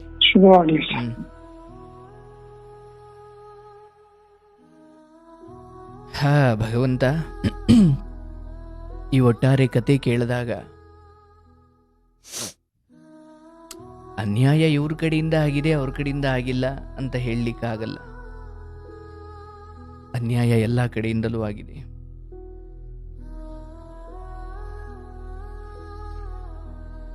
ಸ್ವಲ್ಪ ದೃಷ್ಟಿ ದೋಷ ಇರತಕ್ಕಂಥ ಇವರು ಒಂದು ಮದುವೆ ಅಂತ ಆದಾಗ ಅಯ್ಯೋ ನನಗೂ ಒಂದು ಜೀವನ ಸಿಕ್ತು ಅಂತ ಖುಷಿ ಆಗಿರ್ಬೇಕಲ್ಲ. ಅದರ ಆನಂತರ ಏನೇನು ನಡೀತು ನೋಡಿ. ಇಡೀ ಕತೆ ಕೇಳಿದಾಗ ಅನಿಸಿದ್ದು ಅಕ್ರಮ ಸಂಬಂಧಗಳು ಅಥವಾ ಈ ರೀತಿಯ ನಂಬಿಕೆ ದ್ರೋಹಗಳು ಹೆಂಡತಿ ಗಂಡನಿಗಾಗಿರ್ಬೋದು, ಗಂಡ ಹೆಂಡತಿಗಾಗಿರ್ಬೋದು. ನೋಡಿ, ನಮ್ಮೊಳಗಡೆ ಒಂದು ಸಿದ್ಧಾಂತ, ಒಂದು ರೀತಿ ನೀತಿ, ಇಲ್ಲಪ್ಪ ನಾನು ಹೀಗೆ ಬದುಕಬೇಕು, ನಾನು ಇಷ್ಟಪಟ್ಟು ಒಂದು ಸೈಕಲ್ ತಗೊಂಡ್ರೆ ಆ ಸೈಕಲನ್ನು ನಾನು ಓಡಿಸ್ತಾ ನನ್ನ ಜೀವನ ನಡೆಸ್ತಾ ಇದ್ದೀನಿ ಅಂದಾಗ ಎದುರುಗಡೆ ಚೆನ್ನಾಗಿರೋ ಒಂದು ಬೈಕ್ ಬಂದರೂ ಕೂಡ ನನ್ನ ಸೈಕಲ್ ಬಗ್ಗೆ ನನಗೆ ಬೇಜಾರಾಗಬಾರ್ದು.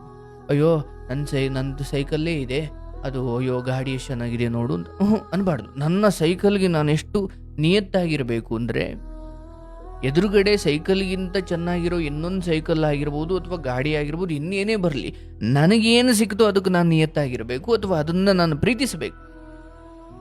ಅದು ಬಿಟ್ಟು ಇವತ್ತು ಮದುವೆ ಆಗಿ ಇನ್ಯಾರೋ ಚೆನ್ನಾಗಿ ಕಂಡ, ಇನ್ಯಾರೋ ಚೆನ್ನಾಗಿ ಕಂಡ್ಲು, ಇಂಥದ್ದೇನೋ ಹೋಗ್ತಾ ಅಕ್ರಮ ದಾರಿಯಲ್ಲಿ ಹೋದಾಗ ನೋಡಿ, ಇಲ್ಲಿ ರಕ್ತಪಾತವೇ ಆಗೋಯ್ತು. ಈ ದಾರಿಯಲ್ಲಿ ಹೋದಾಗ ಒಂದಲ್ಲ ಒಂದು ದಿವಸ ಅದು ಹಾಗೇ ಆಗುತ್ತೆ, ಆಗ್ಬೇಕು.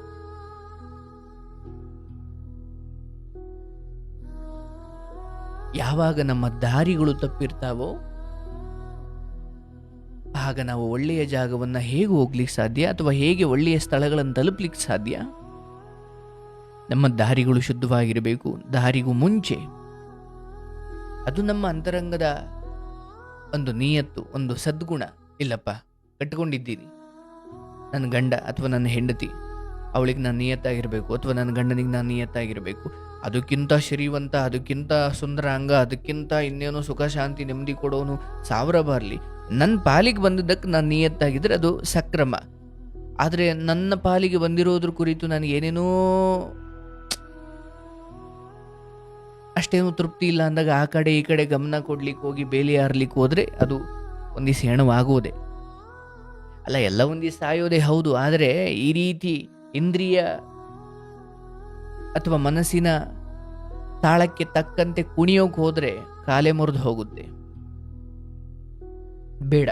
ಬಂದಿರುವ ಬದುಕನ್ನು ಆಯ್ಕೆ ಮಾಡ್ಕೊಳ್ಳೋ ಮುಂಚೆ ಬೇಕಾದ್ರೆ ಸಾವಿರ ಸಾರಿ ಯೋಚನೆ ಮಾಡಿ, ಅಯ್ಯೋ ಇವರಿಗೆ ಕಣ್ಣು ದೃಷ್ಟಿ ದೋಷ ಇದೆ, ಇವ್ರ ಜೊತೆ ನಾನು ಮದುವೆ ಆದರೆ ನೆಮ್ಮದಿಯಾಗಿರ್ತೀನಾ? ಇಲ್ಲ, ಆಯ್ತು, ನಾನು ಆಗಲ್ಲ ಅಂತಲೇ ಮೊದಲೇ ಹೇಳಿಬಿಟ್ಟಿದ್ರೆ ಈ ಪಾಪ ಇವ್ರ ಜೀವನನೂ ಹೇಗೋ ಆಗೋದು. ಅಲ್ಲ, ಇಲ್ಲಿ ಯಾರ್ದು ಎಷ್ಟೆಷ್ಟು ಸರಿ ಇದೆಯೋ ತಪ್ಪಿದೆಯೋ ಅದು ಬೇರೆ. ಆದರೆ ಒಬ್ಬರನ್ನ ಕೊಲ್ಲೋ ಹಂತಕ್ಕೆ ಮನುಷ್ಯ ಹೋಗಬಾರ್ದು. ಇರ್ಲಿ, ಇವತ್ತಿಗೆ ಅವ್ರ ತಾಯಿ ಸೇವೆ ಮಾಡಿಕೊಂಡು ಜೀವನ ಮಾಡ್ತಾ ಇದ್ದಾರೆ. ಒಳ್ಳೇದಾಗ್ಲಿ. ಆ ಹೆಣ್ಮಕ್ಳಿಗೂ ದೇವ್ರು ಒಳ್ಳೇದು ಮಾಡಲಿ, ನಿಮಗೂ ಒಳ್ಳೇದು ಮಾಡಲಿ. ಶುಭವಾಗಲಿ.